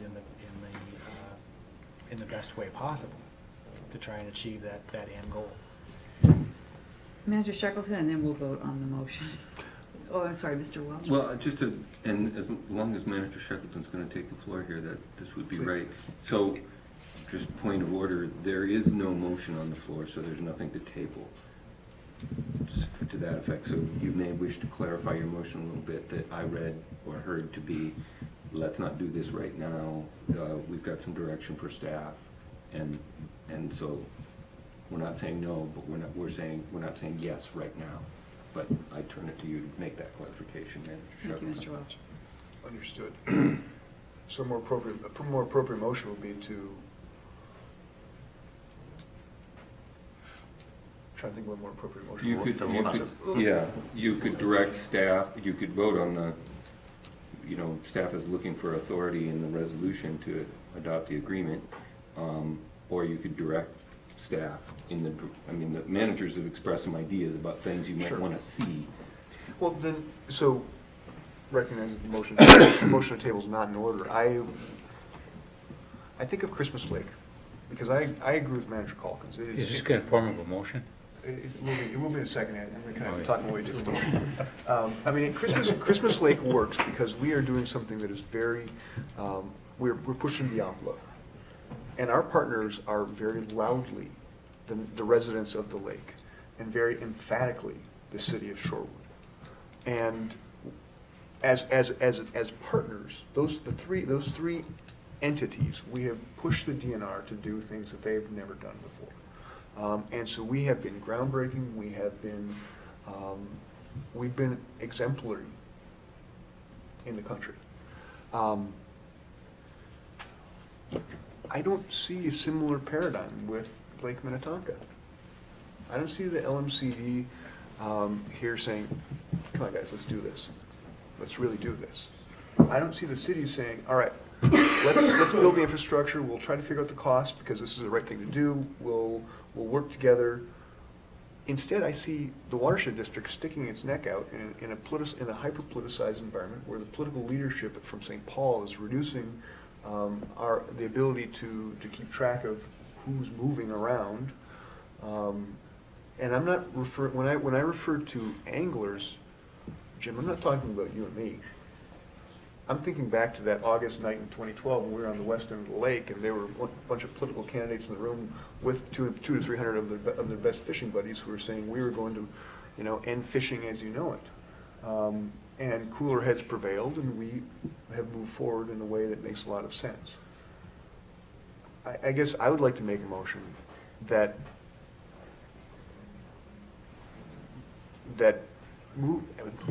directs staff to use the principles of balanced urban ecology. Identify your partners, identify their goals and how they overlap with our goals, and let's move forward with partners. Well, then make sure you include that they have to have the resolutions from the city, so thank you. I guess the motion for the attorney's sake is direction to staff to come back with motions with resolutions from municipalities around Lake Minnetonka, establishing a partnership for and for implementing the restrictions and executing enforcement as would be necessary to fulfill the obligations of this grant. Is there a second? Second. Further discussion? All those in favor say aye. Aye. Aye. All those opposed say no. No. Motion carries. Thank you very much. Just for the record, I didn't vote one way or the other. You were silent. Neither did I. Yeah. Oh, What? okay. What, say? There were 2 no votes. I didn't have long enough to Yeah. think about the motion. Yeah. What the implications are. Yeah. I have a 3-1-2 vote. Okay. So, Now, since you're still there, can we have a Christmas Lake update? Sure can. So on May 20th, which is last Wednesday, we did our lake-wide survey, which was part of our plan, ongoing monitoring for Christmas Lake after our rapid response. What you see in this map is basically 80 zones. Each zone is about 100 meters of shoreline approximately. So 18 divers, combination of scuba divers, snorkelers, and people wading, searched the entire shoreline out to about 6-foot water depth. It took a little over 4 hours to do this search. What we found was 2 zebra mussels in zone 1, which is way on the north end of the Northwest Bay. Basically, they were within about 200 feet of where our existing barrier was, where our treatment occurred. So it was still in that access area, but outside of where we treated, and quite a bit further than the last point that we actually found zebra mussels within that site. The good news is it still does seem to be a contained population to that bay. It's just, I mean, it comes down to, what we learned is when you find them, even if you find them early, you got to treat much bigger than even than we suspected, and your searching found. The next day we came back out. There were 6 divers, and we searched this area, which is straight out from the access. What seems to have happened is we've had, the infestation likely occurred at the access, and then through prop wash or whatever, it got dispersed pretty much straight out. And all the zebra mussels we found have been kind of in that band. So in that blue kind of oval, that's where we found 8 additional on the 21st. All within kind of the same area that we found on the previous day. All these have been found attached to native mussels. What we did in that area was we actually did kind of 3 searches that day. The first time we found like 6, and then basically the next 2 searches we found 1 each time, which honestly likely tells us that if we continue searching, odds are we'll probably find 1 here, 1 there. Population is very low, but there are likely a few left. Some observations from the survey, as well as the DNR did more of a species inventory of native mussels in Christmas Lake last year. And what they found was Christmas Lake seems to have more abundant native mussels than other lakes that they've searched in the metro. We've certainly confirmed that, I would say, during this lake-wide assessment. Go back for 1 second. In this area alone, we counted 170 native mussels. Now they're not that abundant on every shoreline of the lake, but there's several other shorelines that have the sandy habitat that they're certainly abundant. So there's a very good population of native mussels at Christmas Lake. So that also brings to light, zebra mussels would certainly be a threat to that population. Now I don't think there's necessarily any rare species, but most of the species found in the lake, I've been told, are fairly common lake species. There's about 3 or 4 species, but they're certainly abundant. And in Lake Minnetonka, it's hard to find a native mussel that's not completely covered in zebra mussels, and it's still alive. So, you know, the mussel population in Minnetonka is diminishing fast, which I would assume would happen in Christmas if the population got out of control. Knowing that there was a possibility of another treatment and that Christmas Lake has this strong native mussel population, us along with the DNR decided that we're going to collect all the native mussels we found in this area, which is where we got 170. We cleaned very thoroughly all these mussels and relocated them to another area within this bay that would be outside of any proposed treatment area. So this would minimize non-target impacts if we were to treat again of this population. So we have been discussing a second treatment with the DNR. We would like to treat a larger portion of the bay.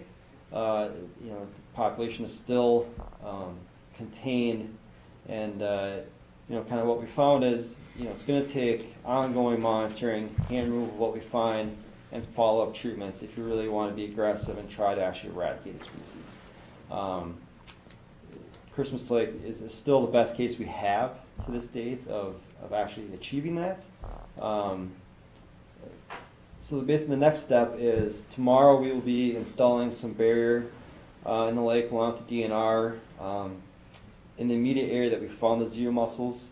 This is all the barrier that we have on hand. So we're going to install this. The DNR wants to treat this with potash as soon as possible, which hopefully early next week. And then we're in discussions with the DNR on expanding this treatment area to encompass more of the bay. But that's kind of yet to be determined on how large we could get. Potentially you could get up to like 10, 11 acres before you kind of run out of habitat in the middle of the lake. But we're having those conversations with the DNR right now. So that's kind of where things are at. We'll be out tomorrow putting the barrier, then hopefully treatment next week from the DNR. Does the water temperature have an effect on success? Water temperature, the most concern is production of veligers. If there are more adults in the lake, Yeah. the mussels that we found, some of them would be considered adults. You know, they seem like some of the bigger ones we found last year, you know, to what they would grow to when you find them this year. We did do some veliger testing. It's not perfect by any means. We did not find anything. It's still kind of early. We're just seeing settlement in Lake Minnetonka. We checked our sample plates today. I mean, that's a very big population. That's a great kind of litmus test to veligers right now, and that's just starting getting going. So such a low population shouldn't be much of a concern. So we have hopefully that in our favor. Water temperature with the products, there should be no concerns. Thank you. Manager Calkins?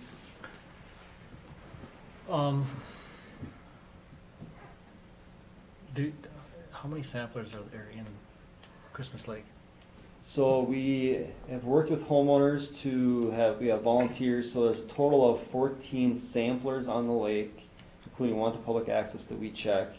We do a 10-minute kind of shoreline search at the access weekly, as well as check our samplers weekly. We did this lake-wide assessment, and then we are planning 2 more of our kind of early detection monitoring events, which is checking less areas but more snorkeling in July and September, as well as continued veliger monitoring in the lake. Well, I mean, the primary concern is veliger production at this point. And the main reason that I was interested in having an update is to find out what the plan was moving ahead now. And I still, you know, we're dealing with an area that I said this before, the likelihood of success was, in my mind, quite low. Still, because of the situation, it was worth doing the treatments, and it appears that, from everything I've heard thus far anyways, is that the treatments may have worked in the area that was treated. So I still think that it is, would be a good idea to treat again, but a much bigger area than you would expect. That's our goal as And well. I would say treat the biggest area the DNR will allow you to treat, because that's really what the answer is going to be. What we're trying to do. Having said that, I also have to say that I was, when the email came out, and I had somebody ask me about this week too, that we were successful so early, and I read it and I said, no, don't say that. And lo and behold, very shortly thereafter, it was proven not to be the case. You're dealing with an environment that you cannot predict. And you have to assume that it's not going to go the way you hoped it would. So the only counsel I would say is don't get out in front of it and proclaim success until you have a long enough period to know that success is real. Because at this point, our efforts, as wonderful as they have been, and have probably done damage to the ability of others to do this. Which is still why I still think that we need to treat a bigger area, and I'm glad to hear that that's going to happen.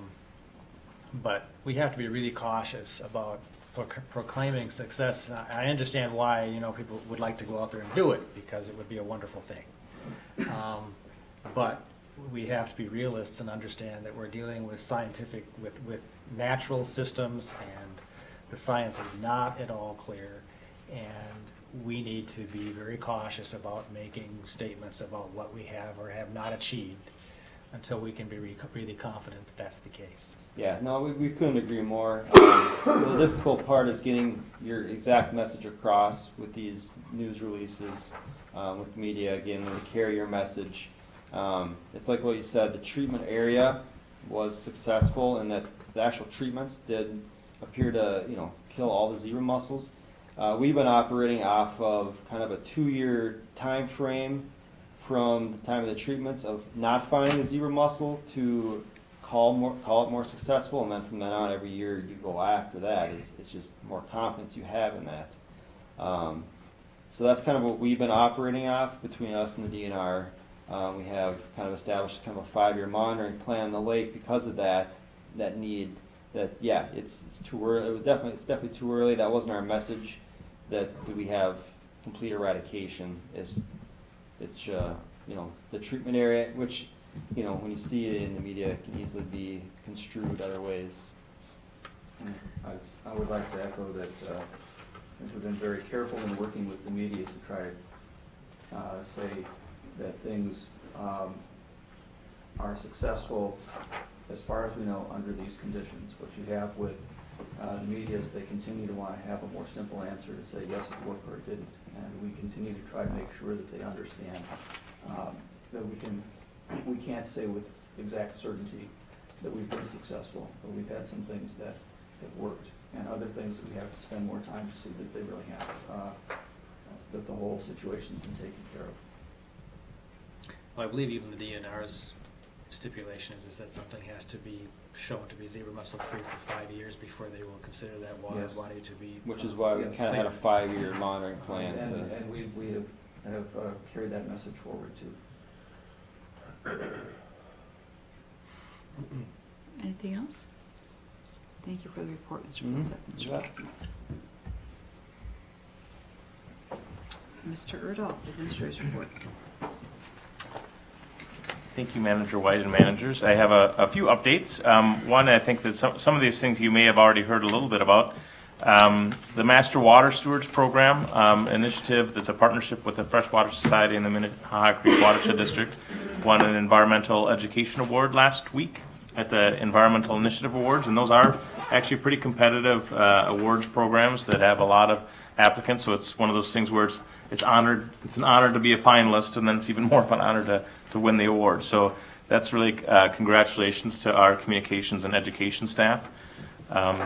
We had a meeting earlier this week that was kind of put together with Lewis Smith, with Hennepin County Commissioner Jan Callison, and we're kind of talking about the initial, and Manager Miller and James Whisker and myself met with them and talking about some initial plans to help better coordinate and communicate the planning process for the Blake Road and corridor and that opportunity going forward.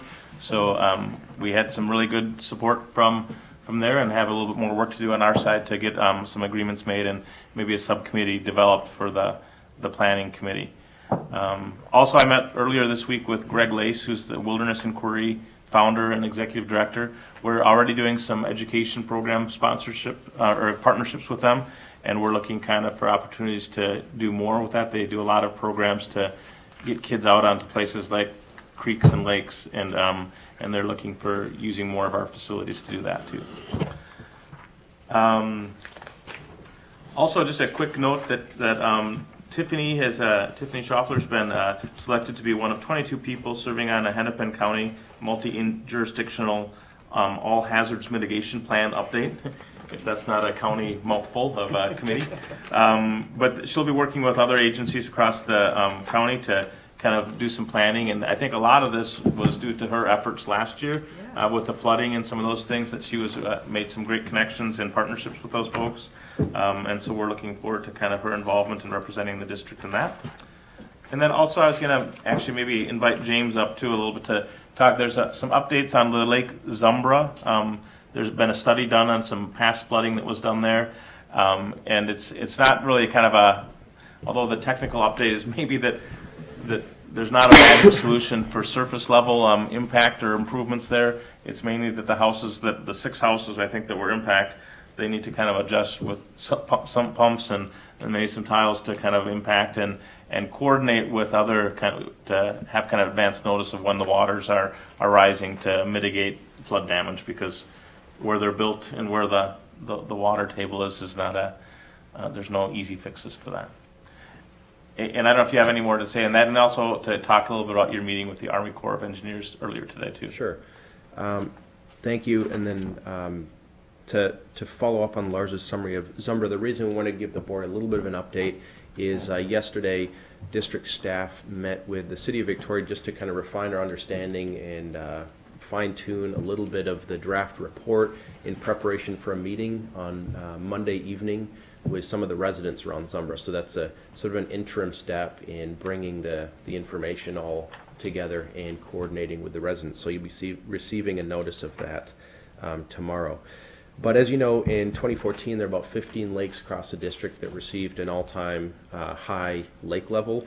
And as part of that event, the Watershed District received a request from residents, homeowners, of the Zumbra Ridge Homeowners Association for some technical assistance dealing with their flooding issues and some of the structural damage. And as part of that request, the board had authorized the Watershed District to take a lead role in coordinating the assemblage of all the technical information, the history. This is a standing problem back to sort of the 40s and 50s, working with the DNR, the City of Victoria, Three Rivers Park District, which is a landowner, and then Carver County, which owns downstream infrastructure, because the homeowners have been working across all these agencies trying to get some answers, and so the Watershed District really sort of brokered that conversation and pulled together all of the roles, responsibilities, and authorities.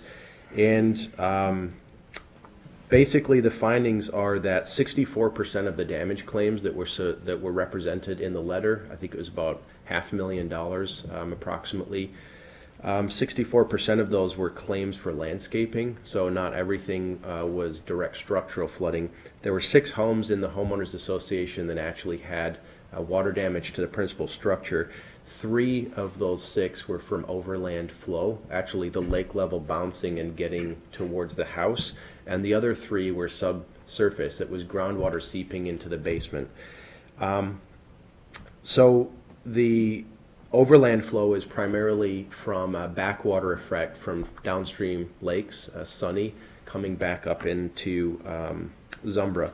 And one of the solutions there is for Three Rivers Park District to do a better job at gauging Sunny and providing enough lead time and response time to predict when Zumbra might peak so that City of Victoria can coordinate adequately the sandbag response, because that'll provide adequate protection for those 3 homes.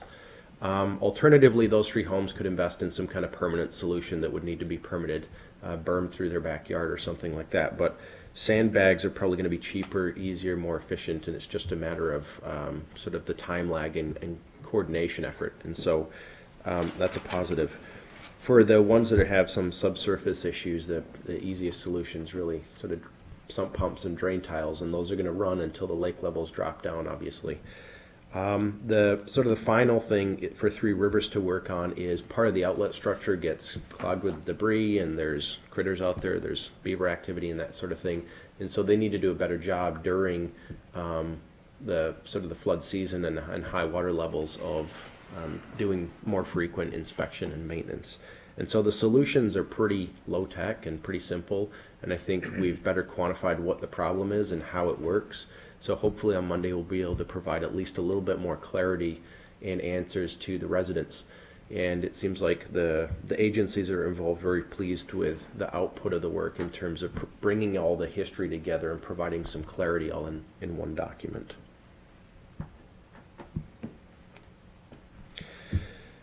No questions on that.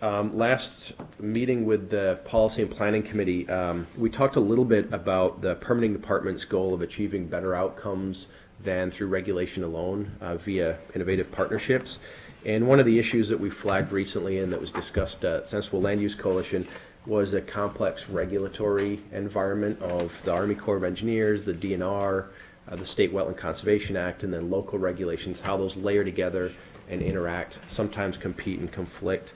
And so when we've been proposing creative solutions to private developers, one of the issues is the risk of the other agencies not buying in because some of the policies conflict. One easy example is the Army Corps of Engineers, when there's wetland impact, drives people towards banks, wetland banks, and there aren't any in the district, as you know.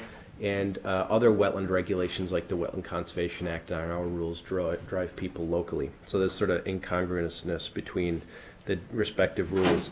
So as an effort to sort of align those and bring some solution, we met with the Corps and the acting branch chief today and the regulatory staff. And we just had a brainstorming session. There's a lot of work to do, but they'd offered some solutions. And one solution would be a programmatic general permit with the watershed district, which would delegate some level of their authority, discretionary authority and real authority, sort of permitting authority, as well as the discretionary authority sort of applies to how you do mitigation sequence. And the permitting authority is actually doing some of the real review that the Corps staff would otherwise do. To the watershed district, and that would give the watershed district sort of a unique position in the permitting marketplace as something of a one-stop shop where we have our own rules, the Wetland Conservation Act, and Corps authority, which really would promote people coming in early and reduce a lot of the risk for them partnering with us and doing something more creative because we can kind of guarantee the approvals. What was interesting as part of the conversation is they brought in a staff person from the Board of Water and Soil Resources into the meeting who happened to be in the building, and as from legislative reviews and other critiques of water governance in the state, there's an initiative for interagency personnel agreements. You know, everything has an acronym, these IPAs, where Bowser and the DNR are sharing staff, and they have staff placed 1 day a week in Corps headquarters to solve the problem that we were there to meet on. And they're looking at like a 2 to 3 year timeline to look at how all the different regulations overlap and where the overlaps are creating inefficiencies and where the overlaps are beneficial.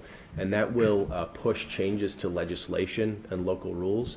So I think one thing that was exciting for the group and for us that the Corps said is they see outside of those state agencies, the only organization that they would really like to pursue this sort of delegation arrangement with would be ours, and they'd long thought that. And I think we could move hopefully quicker than a 2 year timeline to come up with something that works. So there's a lot of work to do in figuring it out, but I thought it was a productive meeting, and again, we're sort of trending ahead of other statewide initiatives. Mr. Welch. This is interesting timing because the Corps of Engineers and the EPA yesterday released this new rule, which I actually have in here, all 297 pages of it. I don't have all 297 pages, all of which I won't get into at this hour by any stretch of the imagination, but there was a lot of hue and cry, mostly from ag and ranchers, about the extent of the definition of waters of the United States and what it was going to do for Army Corps of Engineers jurisdiction. The bottom line here, picking up on what James is speaking about, is that the drive to do this may increase. It may bring the Corps into more permitting situations more often with more confidence. They have been so bogged down for literally since 2008 with jurisdictional determinations, even knowing, do I belong here or not, and trying to figure that out, that it has prevented them from making a lot of jurisdictional determinations. They just haven't had resources. I have a lot of doubts about whether they have resources now to even do all the stuff that they maybe have possibly bit off with this new rule. I haven't even had a chance to go through it yet. But it will make the effort that James is pursuing possibly more productive and more worthwhile and more appreciated by watershed property owners. So if that can be pursued, I think that the drive to do it is going to be possibly better. Now the upside, to end on a happy note, is I'm really hoping that it will allow the district to get permits for its projects more quickly, because jurisdictional determinations will be faster. That sounds like a good thing. That's all I had. Unless any other questions. The meeting is Thanks, adjourned. James. Thank you, everyone.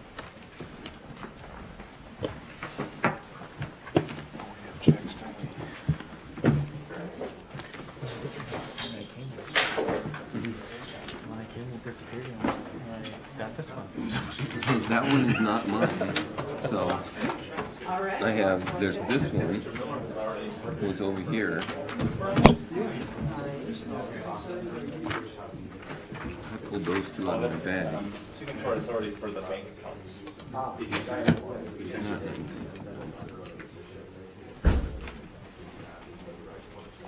There's three accounts. One is the account, the other one is surety, and the third one is the capital. If you get a chance, the Missouri Farm Bureau put together a frozen parody about EPA the new or revised jurisdiction, and it's some song from Frozen. calendar. My kids are too little for that stuff, so I don't know the who Frozen moved it stuff. and who but seconded and they made like this whole kind of fully produced video with kids in like swimming rings and stuff in ditches on a farm and stuff. In this one, It's very silly, but it Kids do shows that all the that ag people and Missouri Farm Bureau people can even have a sense of humor about stuff they're really mad about. these were approved minutes. And actually, I think you already signed this, but it went home with the attorneys at the last meeting, instead of for us to have scanned it in our files. That was the issue found.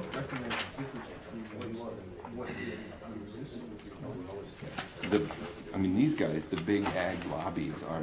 And then this is kind of the pile of consent, the consent initiatives. I took out the things that had been tabled or changed. I didn't include those. So these are all consent items. And the date is 5/28. 5/28, yep.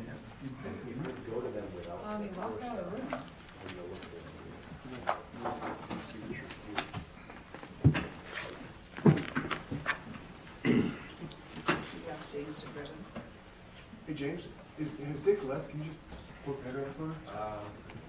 He's upstairs. Is he? I think he's parked upstairs. I know, that was a lot of business issues. Yes. So this guy's, he's signing this. We go check. I think Deb said that the ones that aren't identified, they can be by anybody. So they don't necessarily have to go by the treasurer.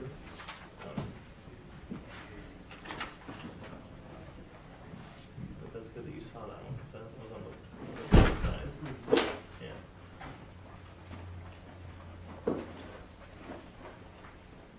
I mean, like, he did, it's like the same sheet is the one that doesn't.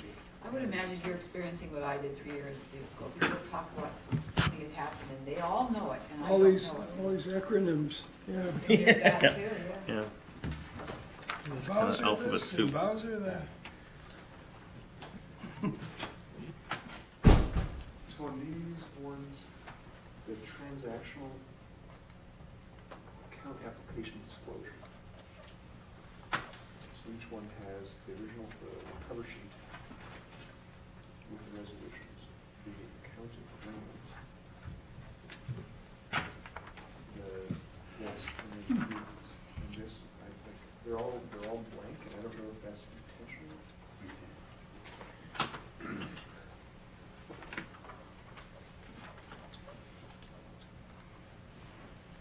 Another kind of commercial thing with the bank accounts that we'll kind of address at some point later is who has access to online or the online accounts versus, and you can have in what type of access. So if some people can make transfers, some people can make changes in different directions, or some, or just a read-only permission. So all that kind of stuff, just kind of for the processing of the accounts too. But that will be coming still later. Speak it. Small. Yeah. Sounds good. Are you feeling anxious about it? Well, no, I'm not, You have a date? not anxious, but it's like. Oh, can we get a date on that one, just so it's on that one? Not necessarily to the time, but, I mean, theoretically, it would affect a lot of Lars? different. Yes. Has James decided how he's going to assign those 3? Well, I guess that's the first place I started, is that usually the enemy. They're kind of the district reps, so they're all, so that hasn't been assigned. Right now, they're just now posting and finalizing the posting for the permitting lead. So they're looking for kind of that lead position in the hiring process. Facet the other Courtney night. had been in. Ginny, of course, went off. Although it's interesting because there's already been some good ideas generated from some of the pretty recent additions. So, in fact, I think some of them came up with the idea with kind of doing kind of more group permitting for the bigger developments rather than kind of individual residences and things. So. Yeah, yes, I think we got everything covered here now. It makes sense to consolidate. Yeah, thank you. We'll go get them back in sequence. Thank you. If it comes from You know that- Minnehaha, it's a dead letter. Because this is clinical killer. Discussion tonight But why about can't getting the buy-in the of watersheds that those, would be affected communities around the get lake. it together, Golly, and, you know, that could be this is a just big order. such a And say, you mess, wanna because do a look, that's the consolidation or source of reconstruction, where there's you would ways expect and all of the places where it complaining can to happen. come It from, should be right? Exactly, effective but and helpful. they'll take shots at us, You know, which they Yeah. always If do. Pioneer Sheriff If, got knowledge into you know, Minnehaha. If they're not up to their waist in Right. So in it the program, It's yeah. difficulty, like the city of Mound already is kind of refusing to And have if inspectors at their main access So I think point. it behooves So this weekend, the watershed or last weekend, Memorial Day weekend, there was nobody there. activated. You know, because they don't think inspections work. Problem is, So they discussed that at their city council meeting and easier said decided than done, 'cause I that don't- they weren't gonna support there's that, a so lot that's of one we have to mistakes. kind of keep working on. So But you have to kind of also deal with all of them. Yeah, why- and- One thing is if it's a source of revenue with parking tickets for the local municipality, that might be one incentive.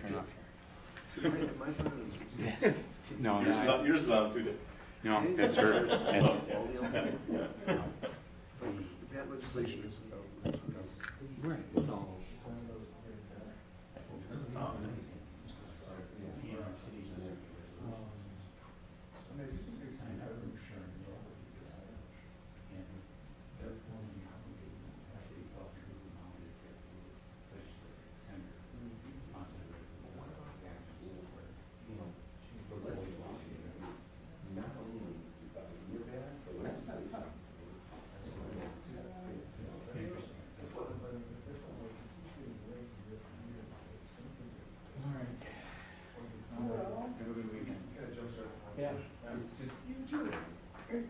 Laura, I'm staying home.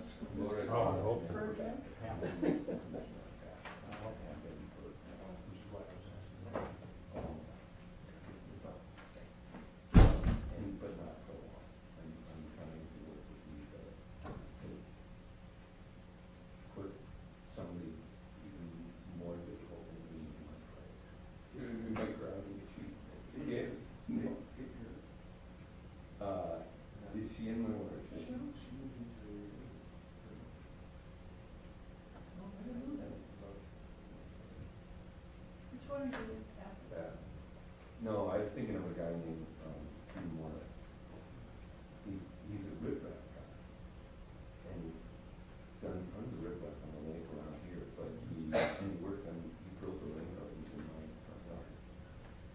But he's a very interesting character, and he would bring the element that I haven't been able to bring, which is the technical element, to actually look at the stuff that cities do that do not that they get. You know, they're slightly industry thinking.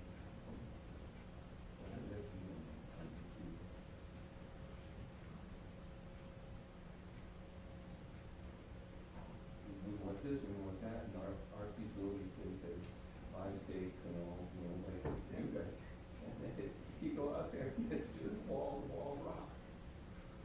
It's just rock. And Hugh says it's not even the right rock. So, anyway. Why, that's not a great issue for me. I didn't know that the Kate had moved in later. I got can you facilitate that? Yeah, put this up so we can meet at $100,000. Yeah. That's great. I think she gave off at the.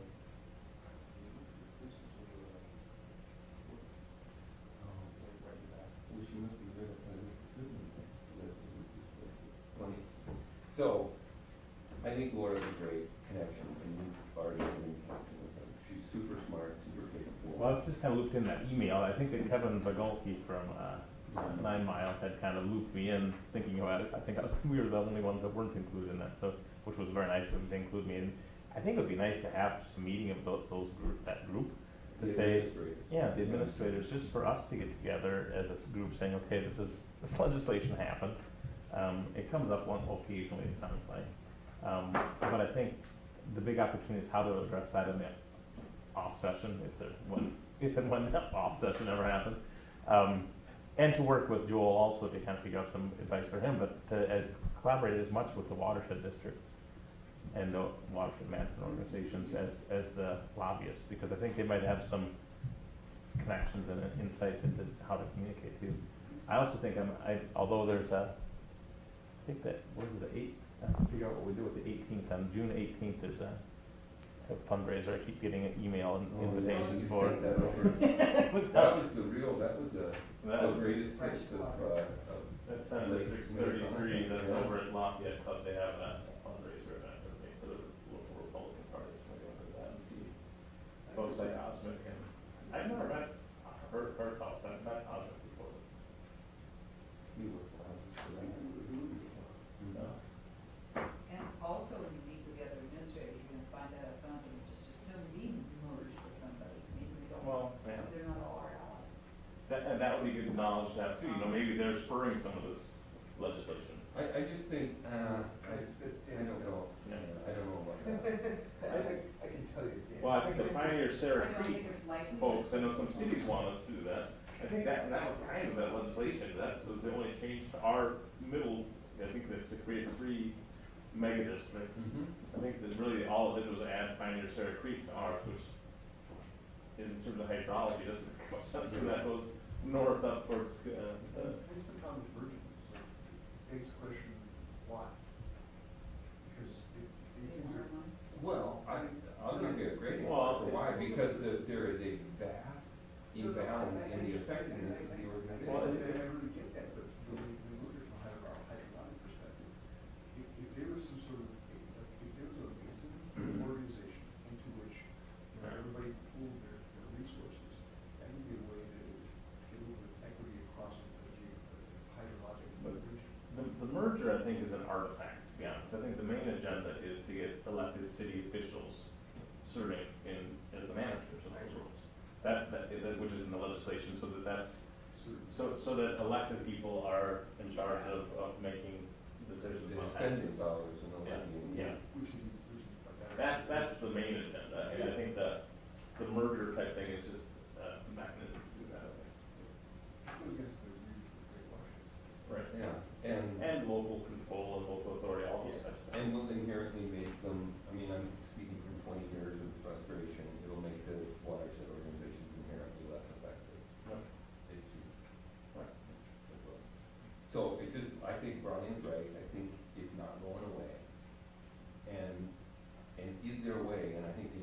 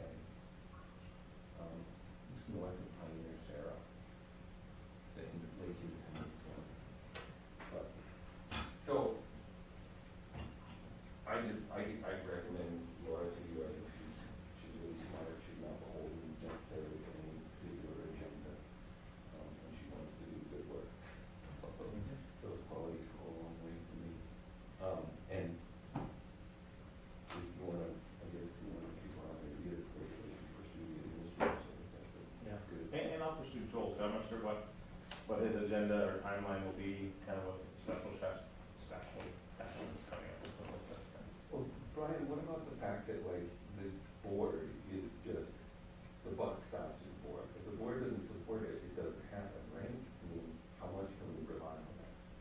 The majority of the Hennepin County board doesn't support it. Is it? At this point, it's 6 to 1 vote. Right, so is it worth an effort? The question whether they extend capital to Killville versus capital to Pasco.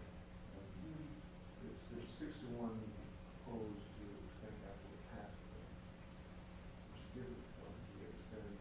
Directing their lobbyists to go over and they think it's not that. I think maybe you can answer that.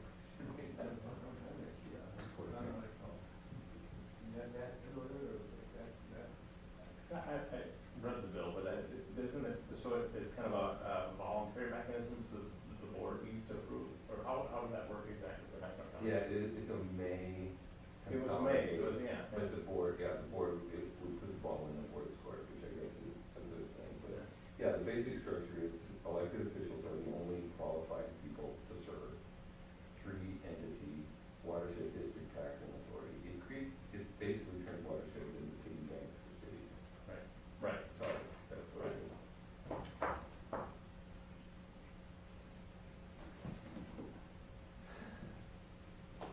There's also a whole geography thing, huh? No, I don't think it's gonna happen, but I think it's better to be proactive about that instead of just say, just kind of put your head in the sand and say, I don't think it's gonna happen. I agree with everything you just said. Yeah. I don't think it will happen, but I think it's going to be a continual effort. And I think it's an opportunity to educate people about what watersheds do. Yeah.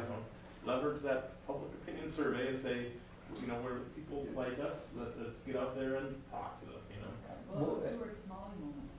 Yeah.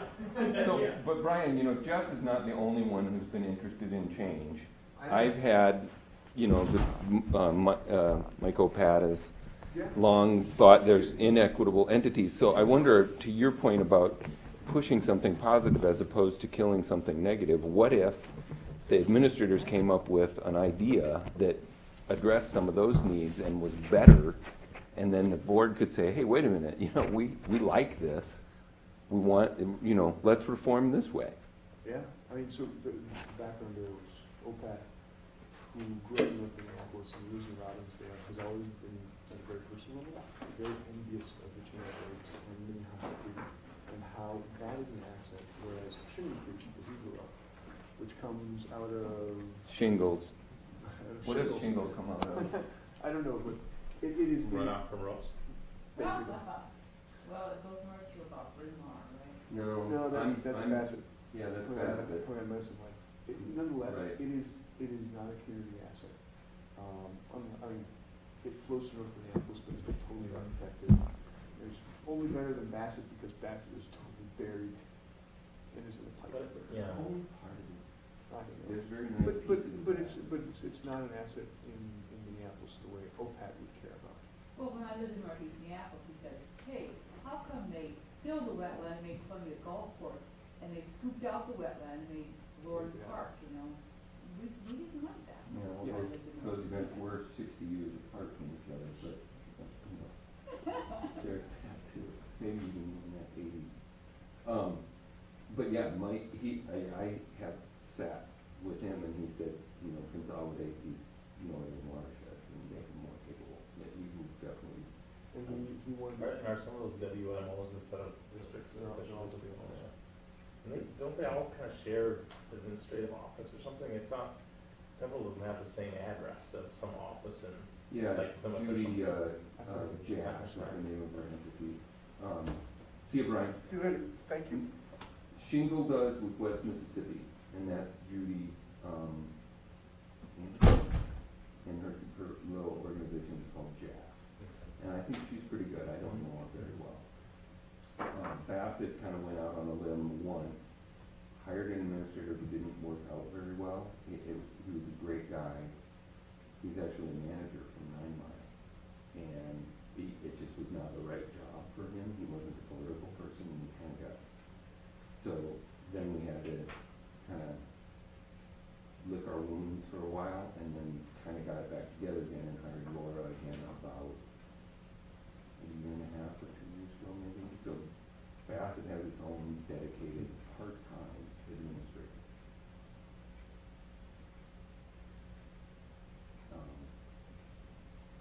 And the same legal counsel as West Mississippi and Shingle. So, who's retired, so that's going to be Charlie. He's very conservative. He's a city guy.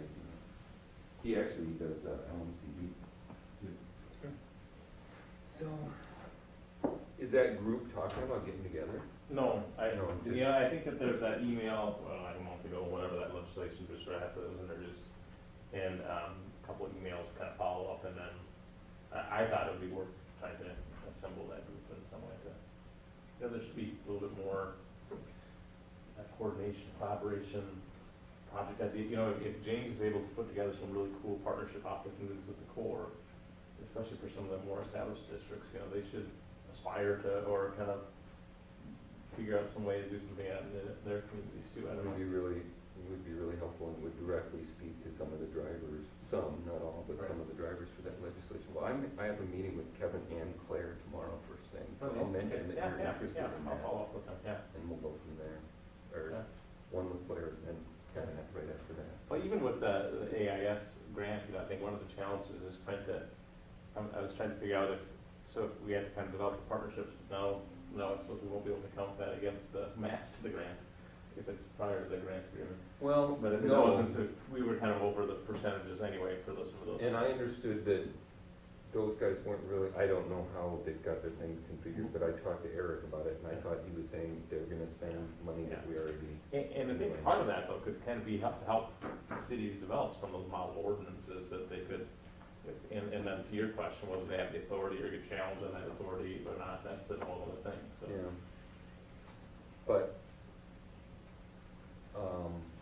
yeah, I don't know, we'll have to stand by on that.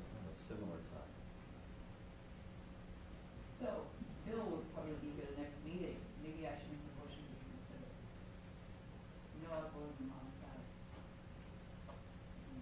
No, you voted for. I voted against the motion. That's right, you did. To set it aside. Yeah, you are on the wrong Until side. staff. Yeah. That's right, you forget that the motion never got made to actually do the resolution. Oh, well. Yeah. They have such a poor record of having successful grant applications come through that they're not going to need the money back to give to somebody else anytime soon. I do think that we need to be careful though about, that it took us a while to get any LaSarre money. And in terms of kind of making sure that we're eligible or considered for things in the future too, that it's, you can kind of demonstrate success with that success kind of breeds success and some of those things. Yeah. Actually, You want to demonstrate failure, obviously. what we put in for pretty much this part of the grant program was for 3-year funding. It was about $1.4 million. So, I mean, the amount, what we ended up getting as a grant was about what we had proposed, and we got it 2 years.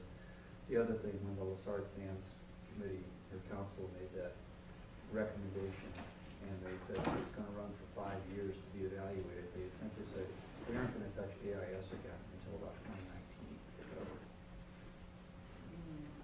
So Yeah, I don't they don't want to revisit. To Jim's point about the urgency, I think somehow that urgency is not there.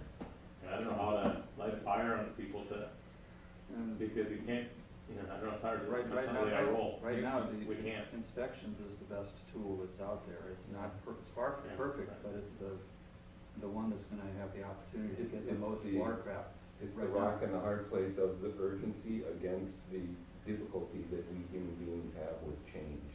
So, I bought and sold boats this spring. Yesterday we sold boats. We had it pulled out mid-September, and Tonka Bay, Cleveland, Sunrise, all that. It still has either muscle on the some shells. Yeah, my husband found one of those cooking boats. So did, Now, they but, were- yeah, no. Yeah, not- well, and Gabe will tell you, there's no way they could absolutely get everything out, even with the higher tech stuff they got in marinas. The other See, Michael, half thanks. of the story is, See you. the person who bought it to him took from Mankato and didn't even think about AIS. He didn't ask any questions. So I went to him after he was giving me money and I said, it's been on the water since September. I gave him a whole spiel. I said, so, it's been summarized, it can go in, but this is a deeper life. It never even costs money. Never. It's not top of mind. Yeah. Well, anyway, as we go forward, we can say we got a board that would like to do this if you other folks are in, which we didn't necessarily know before, and we know that we've got money to get it done, that isn't all ours. Yeah, it's hard to, to your point earlier, it's hard to say, will you commit to this, we might get money. Now we can say, we have money dedicated, earmarked, will you commit to this? Right. It's gonna be easier. It's a little bit of a different conversation.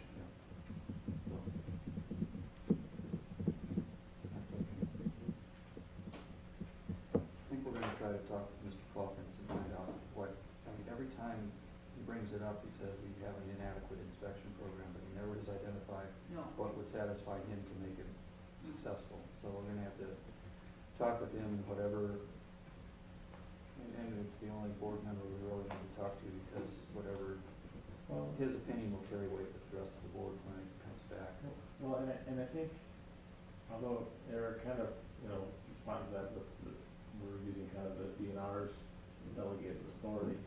And of course, if we want to go further and more strictly enforce that, that's whether we have the legal authority to do that or not is one question.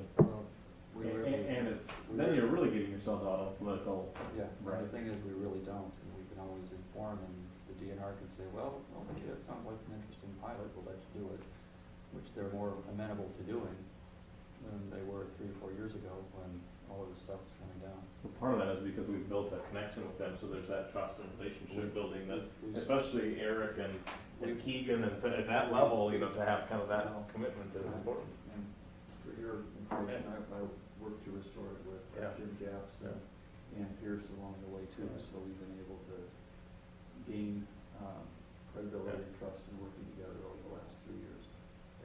So I was going to share one of my pet peeves on procedure. You table something within a meeting and you continue something to another meeting. Oh, good to know. Table is often to continue to some other meeting, but to table means you're going to come back to it yet this meeting. Oh, thank you. I didn't realize that. So I'll be right back. That's one of my pet peeves. And you can continue to a date when it's ready to come back rather than a date certain. So, sorry to see you frustrated during the meeting. Did I look at too much? I picked it up, but I've gotten to know you a little better, so it wasn't obvious. I don't know. I guess it doesn't hurt really.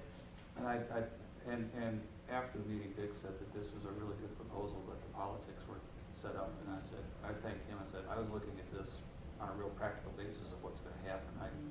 He alerted me to some sensibilities of the board that I really wasn't aware of. So. And I remember one of the first votes. The first vote I ever took was contrary to the board was about Mom. They wanted Eric Evenson wanted to send something. He asked me to Mom. I never would know. I thought, how could I know anything? Even if Mom is no. Yeah. Oh well. There's one that got overlooked here. It's Sunram. It only has one signature, so. Okay. So that's. Have a good evening and weekend. Thank you, Chris. See you tomorrow.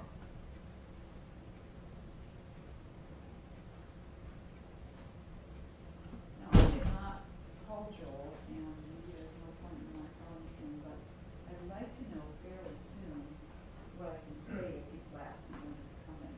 I'll try to give him a call tomorrow and reach him. You guys have a little bit of time in this window between sessions. And follow up on both legislative update and what he thinks that would be most valuable for us. And then also just about kind of that education piece for our local legislators. And then another question is whether to have Andy Kuhn, who was secretary today. I don't know the answer to that question. And then it'd be nice to have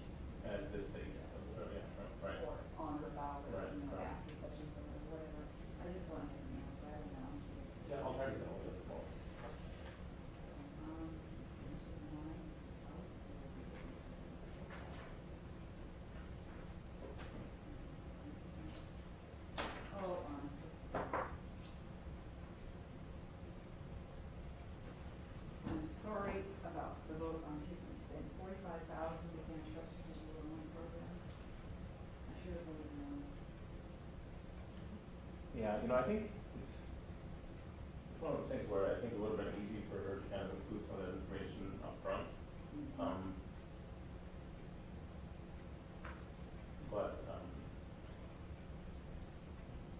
And it is real money, and that's your responsibility to kind of have that kind of look at it, but it's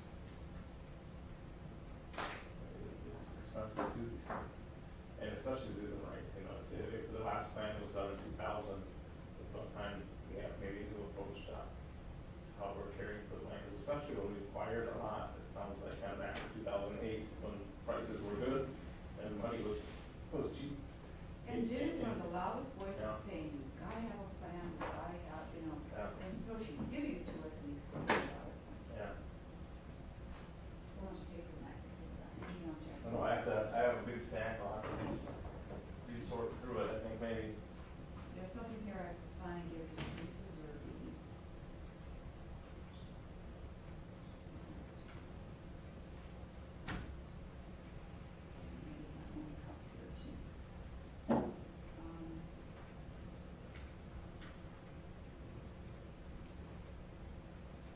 Oh, that was for a canceled project, so we're giving back.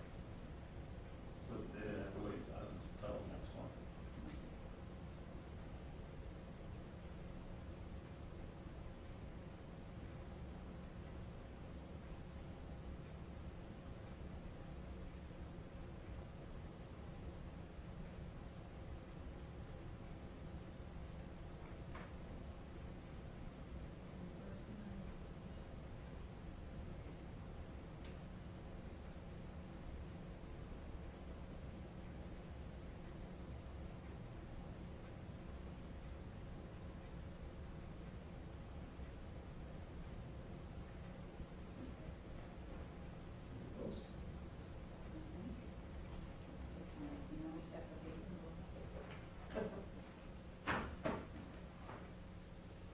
I was expecting some pushback from changing the meeting dates. Yeah, it doesn't seem to be much of an issue.